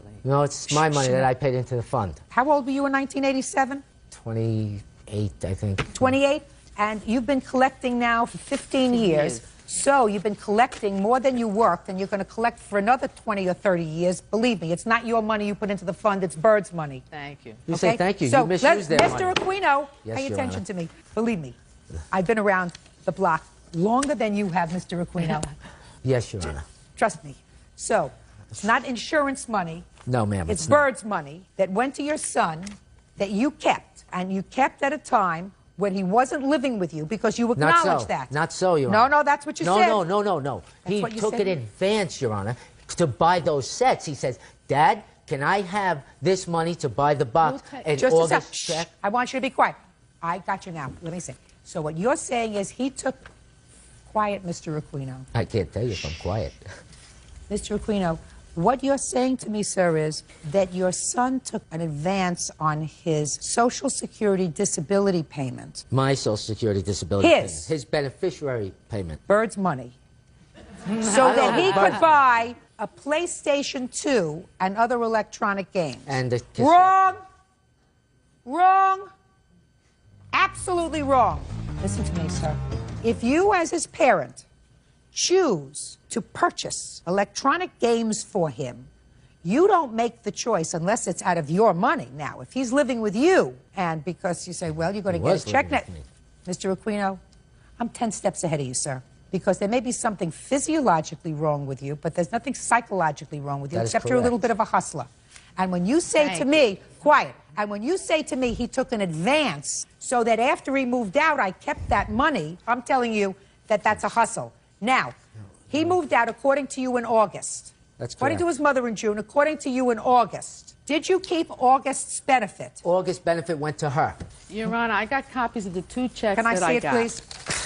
I got statements to Social Security, too, of the misuse These of are the the funds 2 that checks she's had. that I did Okay? receive since Brendan has been back with me. Brendan has never received any use of his money while in Deborah's care. Just a second. He's not supposed to get the money, Mr. It's for the Aquino. parent to use. It's not for the parent to his use. Quiet. support. Quiet. He is not supposed to get the money, Mr. Aquino. At an age. He's not supposed to get the... I'm sorry, Your Honor. He's not supposed to get the money, Mr. Aquino, until he reaches his majority. At 16, he is still a minor, which is why you can go to the family court to try to get custody of him, because he's still a minor. He doesn't control the money. It goes to the person who is providing him with Which food. was me. No, it wasn't. Yes, it was. No. Yes. He lived with me. What do you mean? He lived with us. Mr. Aquino, he didn't live with you in September. He didn't live with you in August. Of what year? 2002. No, he did not. But he'll return very soon. I doubt it. I don't. doubt it. I doubt don't. it. I doubt it. When they see the fraud that she committed in the courts, I know I doubt it. I don't doubt it. You filed I'm a false talking. document in Supreme Court.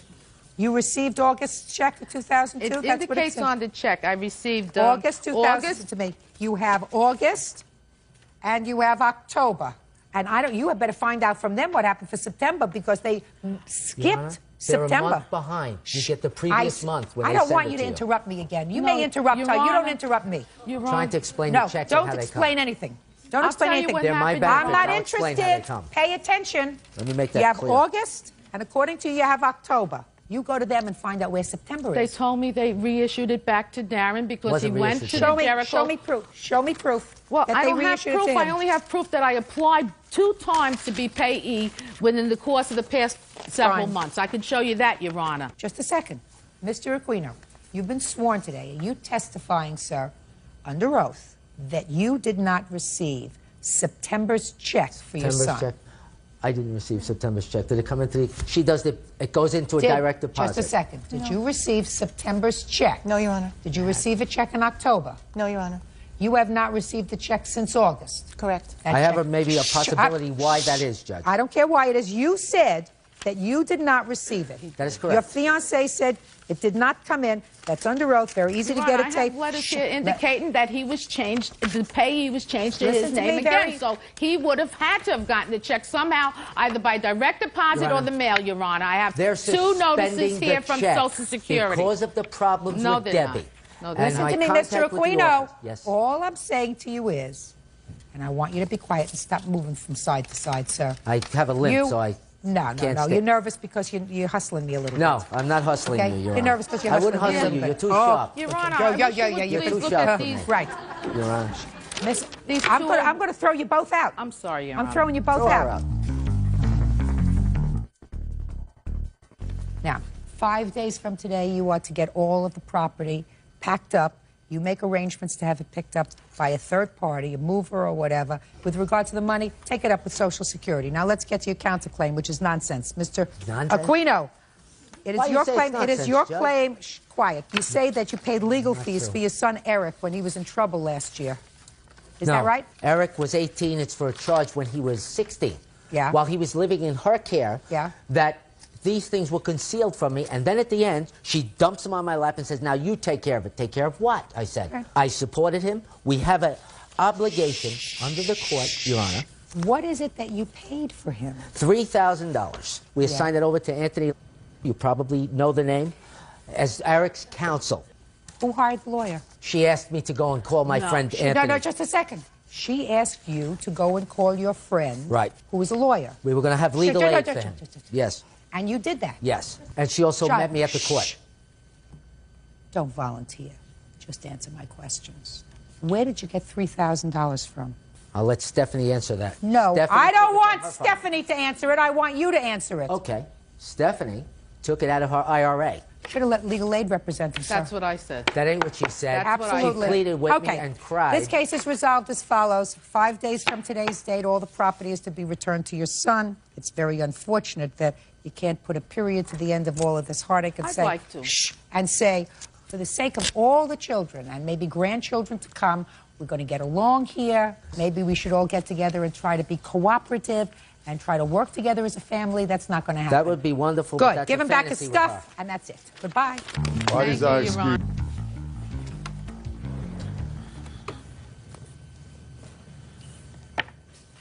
Yeah, on the case number 336 on the calendar in the matter of Sirakowski versus Doe. You're welcome, Judge.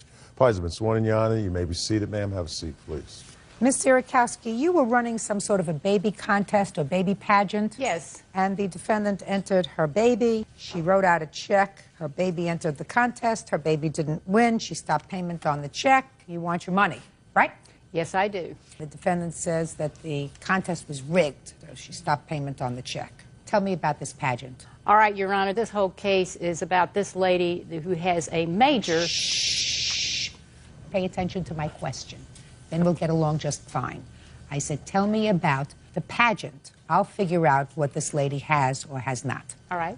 It is a national pageant system. We did have a baby contest in it. Her baby did participate. Where is this pageant or contest held? It was held in Springfield, Illinois. How many babies were entered? There were 9 babies all told, 5 in her age division. So tell me how it works. You advertised and you said there's going to be a baby contest. These are the age categories. And it says that you have to send in a fee for the contest? Yes, you do. Okay, and how much is that fee? The deposit was $150. She pays the remainder of any fees when she reaches the pageant. Now, what happens if they win this contest in Springfield? If they win the contest, they win money. How much? She could have won a $500 bond. Actually, she could have won a $2,000 bond as an overall winner. Overall winner of one baby of the 2 age divisions. Okay, so she sent in her $150. Yes. Correct? Correct. And then you travel to Springfield. Correct. And how much then does she have to pay once she gets to Springfield? Depending on the events that she entered would decide how much more that she did owe. What do you mean? I thought she just entered one baby contest. There's several different categories. Like what? Photogenic, there is playwear, there is sleepwear, there are the prettiest, eyes, hair, fashion. And what do you win if you win the prettiest pajamas? You can win a plaque, a laser engraved plaque. A plaque? Yes. And each time she enters one of these little contests for the baby who looks nicest in their pajamas, there's an additional fee. Is that what you're telling me? There is a fee for each thing that you do, yes, ma'am. Sounds like a good business to me. And how many babies, for instance, entered in that contest, if you have there, the best-looking baby in pajamas? They all entered. All 9 of them? Yes. And how much was the cost of each one of them entering that? Well, it was $35 per category for that. And how many of these little categories, eyes, pajamas, playwear, how many of those are there? There are 5 for the babies. And for that, they get a plaque or a certificate if they win each one. They could get a trophy. Or a trophy. The people who win money, crowns, and banners, and the big trophies are the queens. I'm just talking about the things other than cash. So this is for you a business? Absolutely, it's a business. We're not talking about the baby who wins this contest gets to do some sort of a pilot for a movie. This is just pure ego on the part of parents. Is that right? I would say so, yes. Absolutely. It's just pure ego. Okay, Miss Doe, now I'll hear you. Okay, we did do the pageant. My daughter was offered the prizes of the state queens, the savings bond that originated from her state pageant that I attended in Michigan. That's the only reason we attended her nationals, to receive the savings bond. We went to nationals, we did the pageant, everything was fine, except for she didn't have the savings bond. She said she would overnight it to me. So I started on my way home when I started looking over Lily's scores, which were amazing. So I called the hotel. Just 1 second. So you telling me she owes you a savings bond? Correct. Do you owe her a savings bond from a previous pageant? No, ma'am, I don't owe her a savings bond. She did receive the savings bond. And, in fact, I didn't owe her the bond. The Michigan director did. She overnighted the bond to me. I told Miss Doe the day of the crowning it hadn't arrived yet, but it was coming, and I would send it to her. Did you send the bond? Yes, ma'am, I sent the bond. Well, I assume then you have the number of the bond, that you can trace it. Now, how much was the bond for? $100, Your Honor. It's a $100 bond. We're not talking about a lot of money. But if you didn't send the bond to her, and you were supposed to, that you have to do. Do you understand? Yes, I understand. Good. Perfect. I don't want to see anything. This is the letter she received with the bond, and it tells about the bond. So if she didn't get the bond, why didn't she speak up? I got this letter, but I didn't get the bond with it? That's what she says. She's lying. That's what she Please read says. that. That's what she says. If she did not get the bond, she has to get the bond. All right, but let's go on with why you didn't pay the rest of these fees. I proceeded on my way home. I didn't check the scores. I just figured, okay, my daughter placed 4th. She's done that before. She's had her wins. She's had her losses. How many contests have you entered with her? Beauty pageants, I've done maybe about a dozen of them. Why? They have prizes up to $10,000 savings bonds. It's always worth a shot. But anyways, I started checking the scores on the way home. My daughter has amazing scores, 9.8, 9.9. For instance, sleepwear, she got 2 9.8s and a 9.9. Possible 30 points, she got, what would that be, 29.5. I've consulted with 2 other directors who said it's not physically possible 4 babies scored higher than a 29.5 out of 30 possible. Judges don't give straight 10s and straight 9.9s. I called her on the way home twice. Once she was in the pageant still, once I left a voicemail. She didn't return them. I contacted the state director who said to try contacting the parents. Maybe the parents will tell me the daughter's scores. That's not true. Well, don't speak. I heard from 2 parents. One, listen to me. Okay. Don't give me hearsay. All right. Go ahead. Okay, I tried emailing her twice when I didn't receive the bond. Didn't get any results. So I filed a complaint with PayPal, the one I paid her through. They tried contacting her. She ignored them also and refunded my money because they couldn't reach her. They gave her 10 days to respond to the notice. Okay, just 1 second. Just 1 second. PayPal. What's PayPal? It's an online computer where you can pay them through your debit, credit. They didn't have anything to do with the bond. You told PayPal that you didn't receive merchandise. That would be the savings bond. You wasn't supposed to receive any second. merchandise from me. Shh. Don't speak to her. Judge Judy continues in a moment. If you have nothing better to do with your time than to take her around to show off her beauty, then what you're telling them from a very early age is that they are judged by the way they look, which is a very stupid thing to do. And later today, James had made threats to us and to our home. I don't want to When everything turned violent, we had to have him escorted off the property twice. real cases, real people. Judge Judy. Child Beauty Pageant Director Gladys Sierakowski says Victoria Doe owes for the entrance fee for her daughter. Victoria says she stopped payment because the pageant was rigged. Still, the reason that you stopped payment was not because of this bond that you say you didn't receive, because she wouldn't return that you my calls say you about the didn't scoring. receive. The problem was you thought your daughter should have won the contest. As a matter of fact, Not when you one talk, place somewhere higher. Yes, I do. 2 other judges or directors agreed. They weren't there. There were 5 babies in the listen division. to me. Don't speak to her. How many times do I have to explain to you not to speak to her? You say in your answer that you believe the pageant was rigged. That's why you didn't pay her. It had nothing to do with the bond. That's not true. Well, I that's had what you 2 say in your reasons. answer, madam. And that's the only reason that this PayPal would not pay. If you had said to them, I entered my daughter in a contest and I think the contest was rigged and I want to stop paying, they would say, that's not a reason to stop. Listen, Ms. Doe, you want to schlep your daughter from one state to another to be in beauty pageants. That's totally up to you. I cannot discourage you from doing that. Sometimes she's going to win, sometimes she's not going to win. Sometimes somebody's going to be a favorite, and sometimes the whole thing is going to be a sham.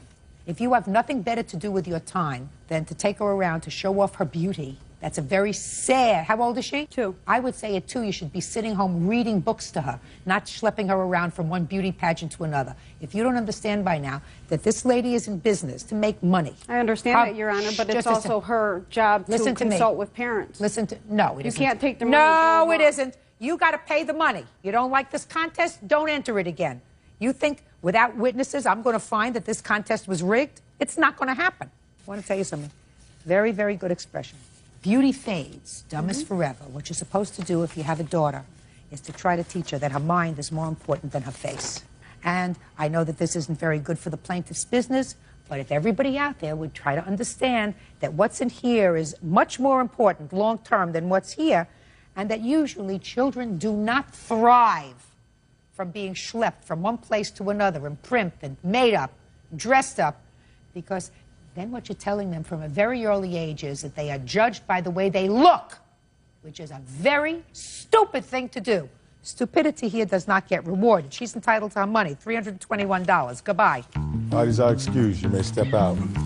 I'm very happy to be getting the money back that's owed to me. If they weren't going to award my daughter properly, then I deserve the refund. But I'm not happy with the picture painted of pageants and my business. Everybody has their own opinions. She's got a big case of sour grapes. And now the next case. All parties in the matter of AG versus Horry, step forward, please. Rebecca Agee and her fiancé James Crane are suing their former friends Scott Horry and his wife Sarah for moving expenses and the value of personal property. The Horrys are countersuing for lost wages and emotional distress. Mr. and Mrs. Agee, you and the defendants had been good friends. According to you, you were living in Oregon. Is that right? Yes, Your Honor.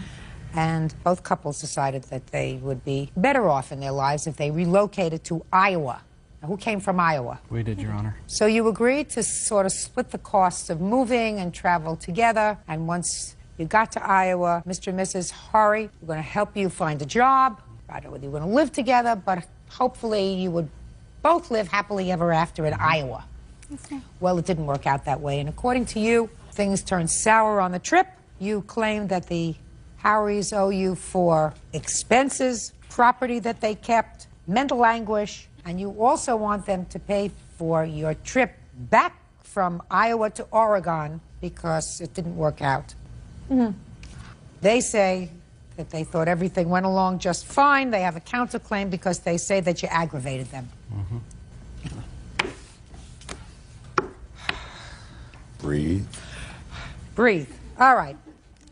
Let me hear it succinctly. We thought that they were really good friends of ours when we met them. We moved into 10 Mile, Oregon, and they were our neighbors, and we invited them over many times for everything. Let's cut to the chase. You decided to move to Iowa with them. We moved to Iowa with them. When we got to their home in Iowa, they were rude to us. They put us in a small room with 2 cat boxes. I also have he's almost 8 months old now, my son. When we got there, we had no money. They were supposed to pay us for half of the U-Haul. Which was how much? $117.50. And they said that we owed them money instead. What did they owe you money for? We paid for everything, including the trailer. We agreed upon that we would also give them a place to stay, give them a job, and we did all of that. Above and That's not true, beyond, Your Honor. when they had reached Colorado, when they ran out of money, I had gone... They ran out of money in Colorado? Yes. Yes, Your Honor. His parents helped them out to get gas, and they came up to Wyoming And met finally us where and we were met us supposed to there. meet. Did you need to borrow some money from his parents? That's easy to find out, so just answer my question. Yes. Yes, ma'am. And how much money did you take from his parents? Somewhere around $30. You mean the two of you were traveling with a new baby with absolutely no money? Now, wouldn't it have been more prudent to stay in Oregon and save a little more money? Save $500, $1,000. Save it up so that you're not driving around with an 8-month-old baby with no money. We had the money, ma'am. We ended up paying for the U-Haul. Mr. Hari paid for the deposit on the U-Haul. Are you saying $117? Is that what No. you're talking? That's how half much? of it. That's half of it. The full amount was $230-something, I believe. Yes. We would have had the full amount if they would have given us the money when we got there to make it all the way. You're just not following me. I'm sorry. That's a big trip to make. Yes, I it mean, is. unless things are so terrible in Oregon that you weren't surviving there. We were hoping for a brand new start, something new. They guaranteed him a job when You we got can't there. guarantee anything. No, you don't rely on anybody for anything. Yeah, we've learned that in the past Well, you couple don't. months. All right. His parents gave you $30 for gas. Did you ever pay him back? No. We haven't made it that far Okay. yet. What's next? When they reached Cheyenne, Wyoming, I went up to Becky, knowing they had no money left, and said, would you rather me pay for the rest of your gas to get to Iowa since you have no more money left? And that was the new agreement. Okay, and you had no money for, just a second, and you had no money for gas. Right. So how much did you pay for gas for their car? Approximately around $200. And we also were paying for food, which was a new agreement, so we had no problem with that. And What we're was the not new- suing for that. Okay. So it's clear to me you had no money. Yes, Your Honor. Because you had to borrow $30 from his parents. And how many days were you on the road after you borrowed $30 from his parents? Less than a day. Less than a day. And then you got to the house? No, we met in Cheyenne and we Okay. drove. How many days was it that were you on the lived road. in the house? We were there for a little Day over and a half. 24 hours. How much did you spend in gas? I'm trying to figure out if we've used up this $117. We have receipts, Your Honor. I'm asking you. From what point, Your Honor? I don't understand. From the point you ran out of money.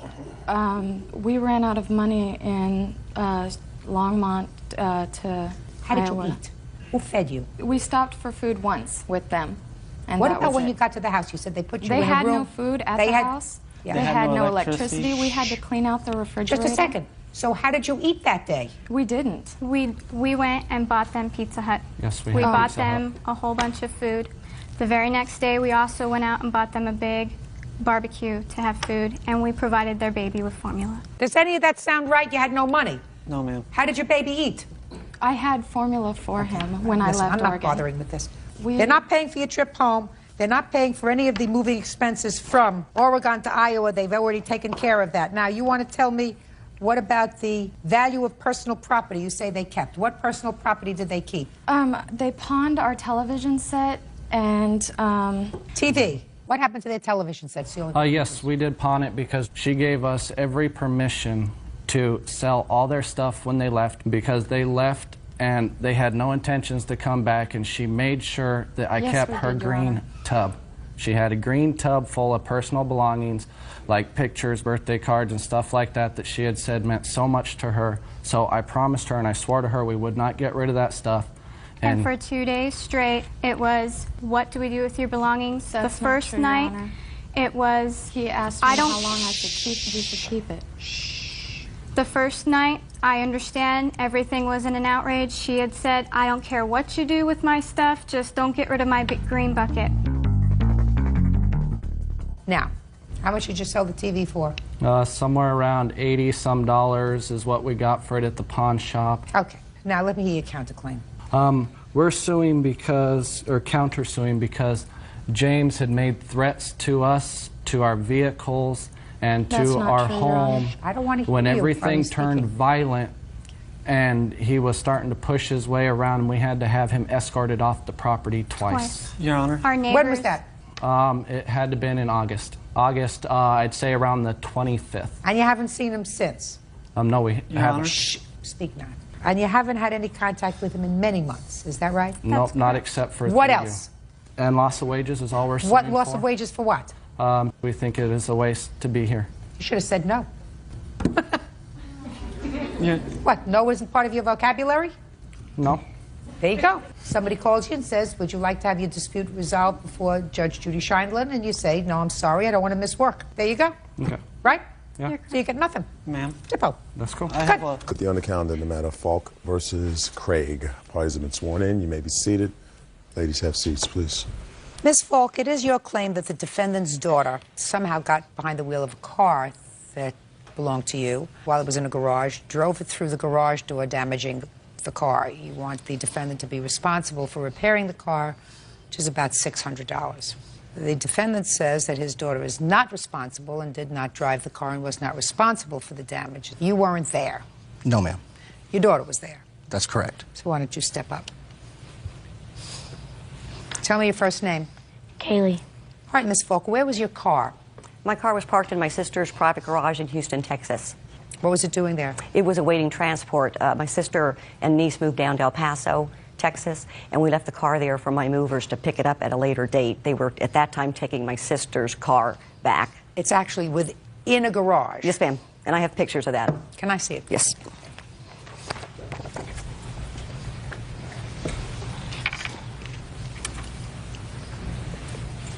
That's the new garage he replaced. The new door? Yes, ma'am. Who replaced the door? Mr. Craig. Good for you. How much did that cost you? $420.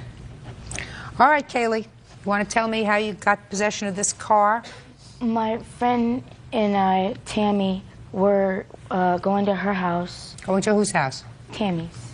And we saw these two guys, and they were emptying out the garage. And we went to go see, and they told us about the car being in there and how it had the keys in the ignition, and they didn't know what to do with the car. And who were the two guys? One said that he was his gardener, and the other said that he didn't say who he was. Go ahead. And they told us about everything, and so Tammy wanted to go see the car, and so we went in there, and as we were leaving, the guys gave us 2 scooters because they said that they were going to just take the stuff. They said something like, give it away or something like that.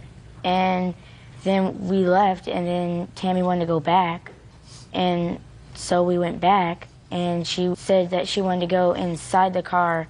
And so we went inside the car, and she was in the driver's seat, and I was just in the passenger seat, and she turned on the car. And how'd she get into the garage? There's a door. So you went in a door? Mm-hmm. So she turned on the car. Go ahead. And she put it in reverse, and it jumped back and hit the garage. Yeah. That's all. How old are you? 12. So let's go back a little bit. You saw 2 men who were stealing property from this garage, is that right? Yes. And the 2 men who were stealing property from the garage told you that they were giving you 2 scooters, which you knew were stolen, is that right? No. You had to know they were stolen because you knew the 2 men were stealing property.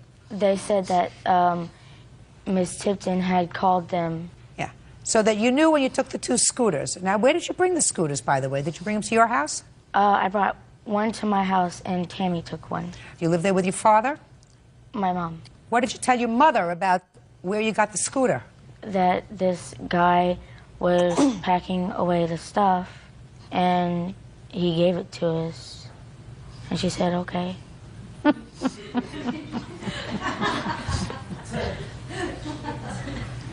When you went back there, according to you, with your friend Tammy, you knew you had no permission to go into the garage, isn't that right?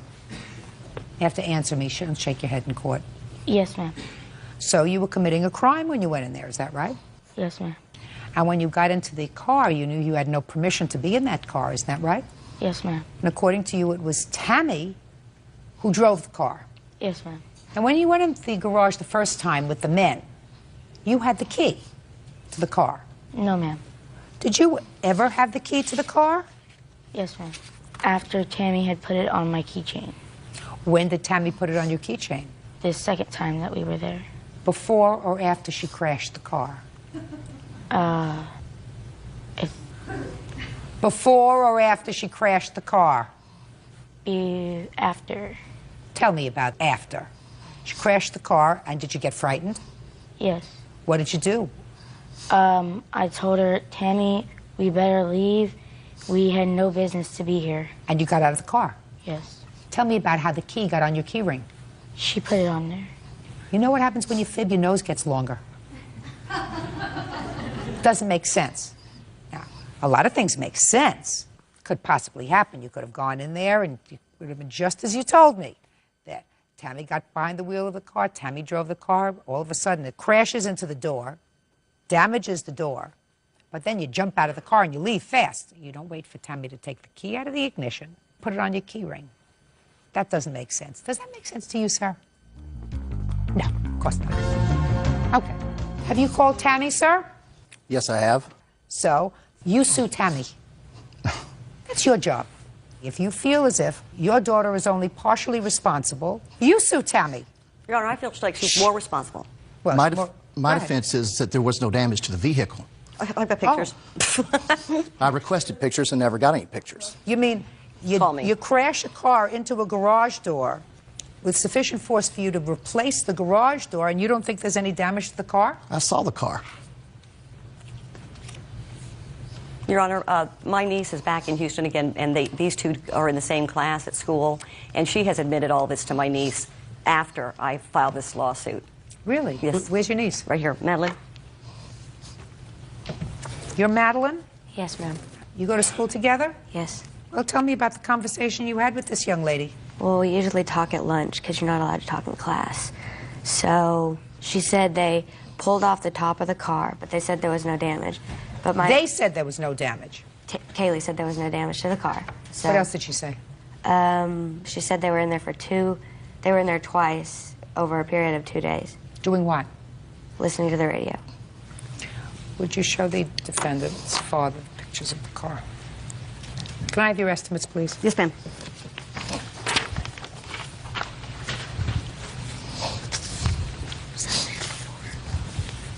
How did you get the top off the car, Kaylee? Tammy read the instructions. So it was all Tammy. What were you doing when she was reading the instructions? I was taking it off. You were taking it off? Yes. Listen, sir, consider yourself very lucky.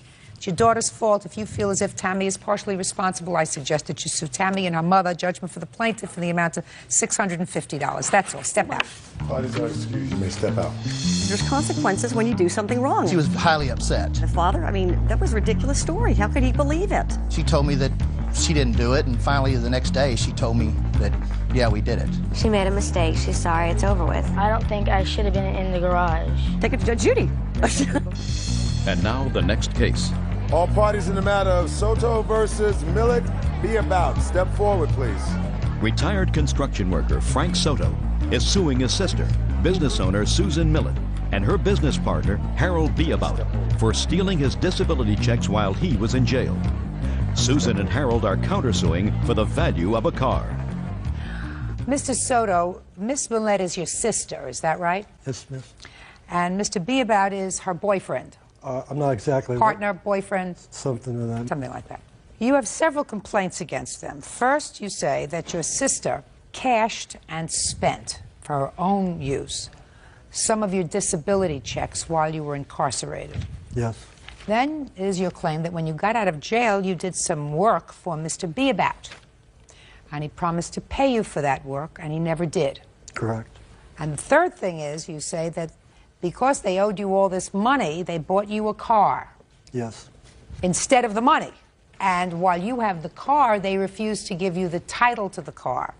Yes. Now, your sister says that you did, in fact, cash some of your disability checks because you asked her to pay some of your bills while you were in jail.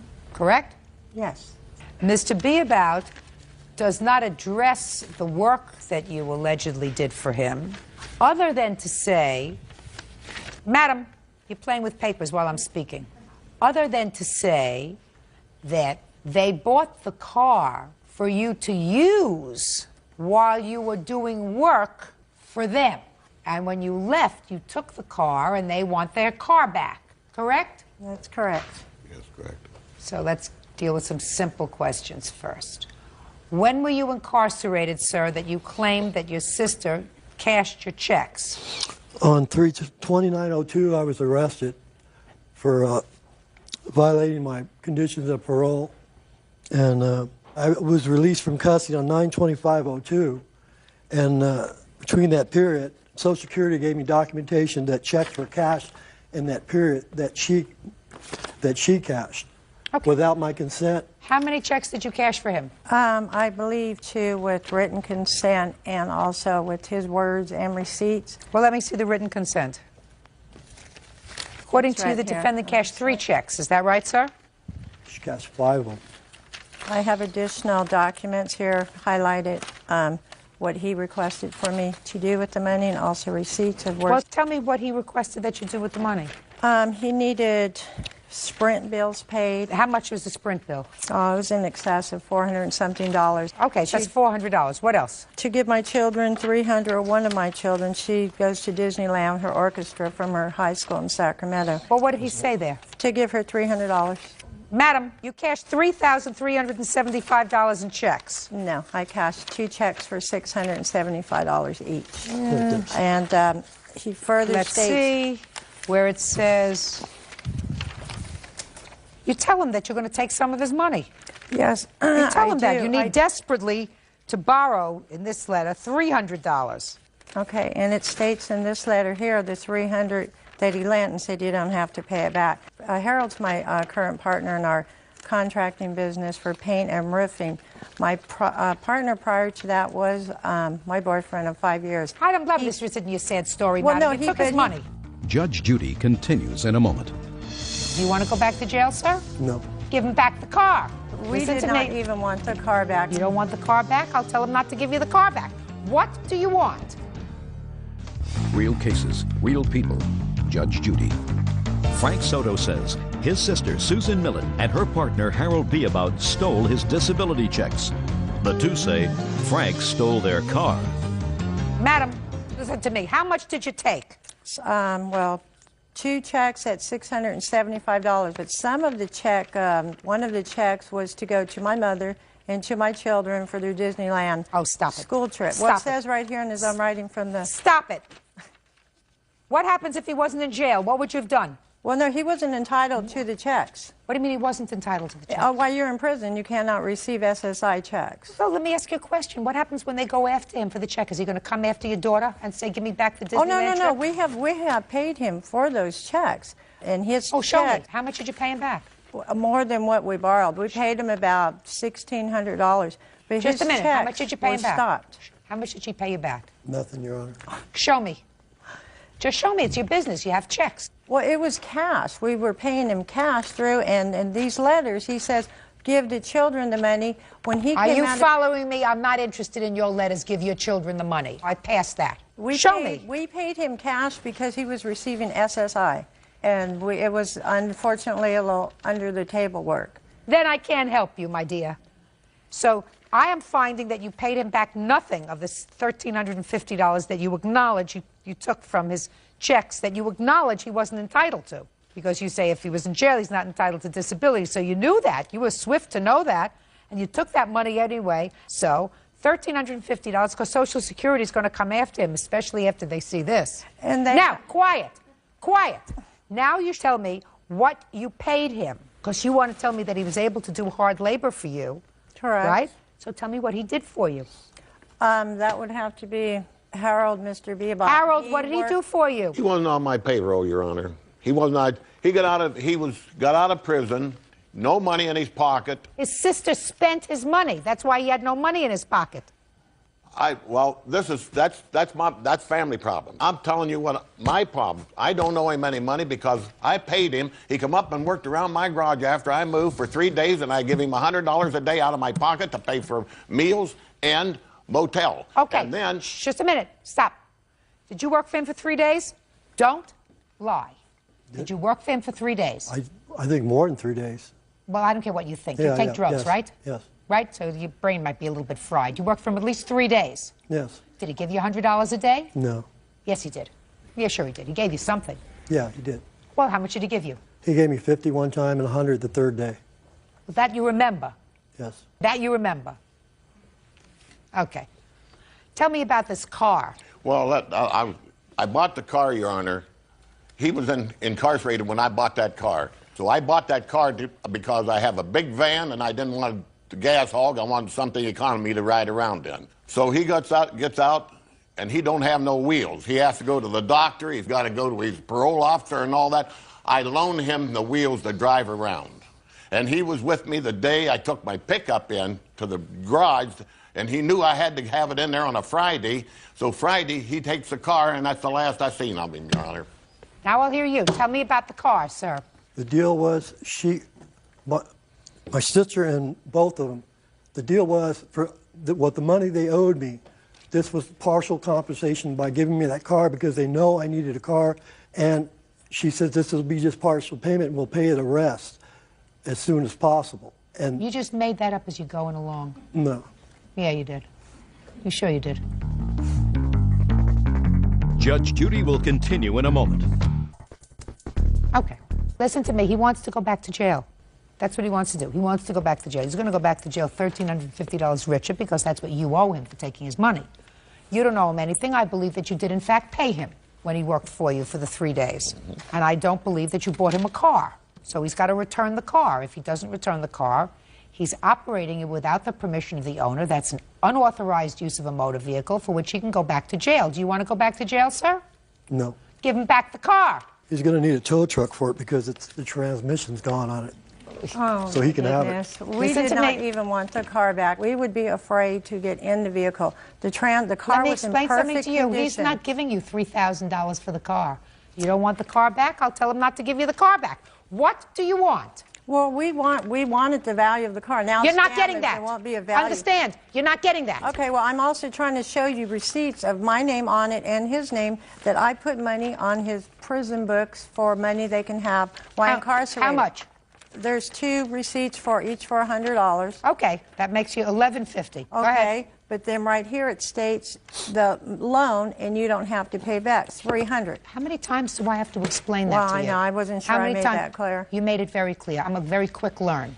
In any event, Social Security, hopefully, since it's my money, is going to come back and get all this money from him because they're already doing it, Your Honor. Oh, good. That's what I figured. They will stop the rest of his checks because it doesn't look to me, Mr. Soto, as if you are a disabled enough person not to be employed. Certainly not for Bird to have to pay for it. That's it. You want the car back or not? Yes, but yes? how do we recover it? Well, get a tow truck and go get it. Goodbye. Trên tay mình đang cầm đây là dòng sữa rửa mặt Simpo, và với dòng này thì sẽ phù hợp cho da bùn, da dầu và đặc biệt là những làn da mà nhạy cảm.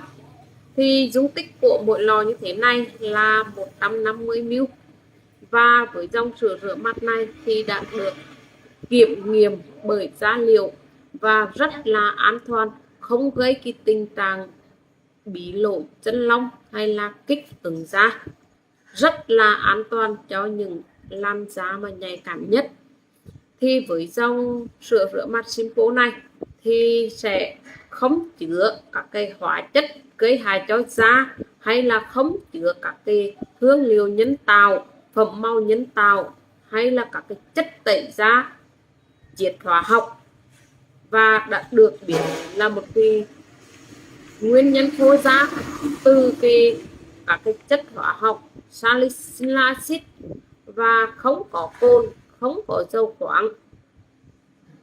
Và với dòng sữa rửa mặt Simpo này thì nó sẽ là một dạng gel rửa mặt thanh khiết chứa 5% chiết xuất từ cây phỉ và kẽm, vitamin B5, niacin, magie và proamin C làm sạch da và giúp da của chúng ta sạch sâu một cách tốt nhất, giúp cuốn đi các cái bụi bẩn, tạp chất và dầu thừa có trên cái bề mặt da của chúng ta, và giúp da của chúng ta ngăn ngừa được cái mụn một cách hiệu quả nhất, giúp bóng nhờn. Ngoài ra sẽ giúp cấp ẩm cho da một cách tốt nhất.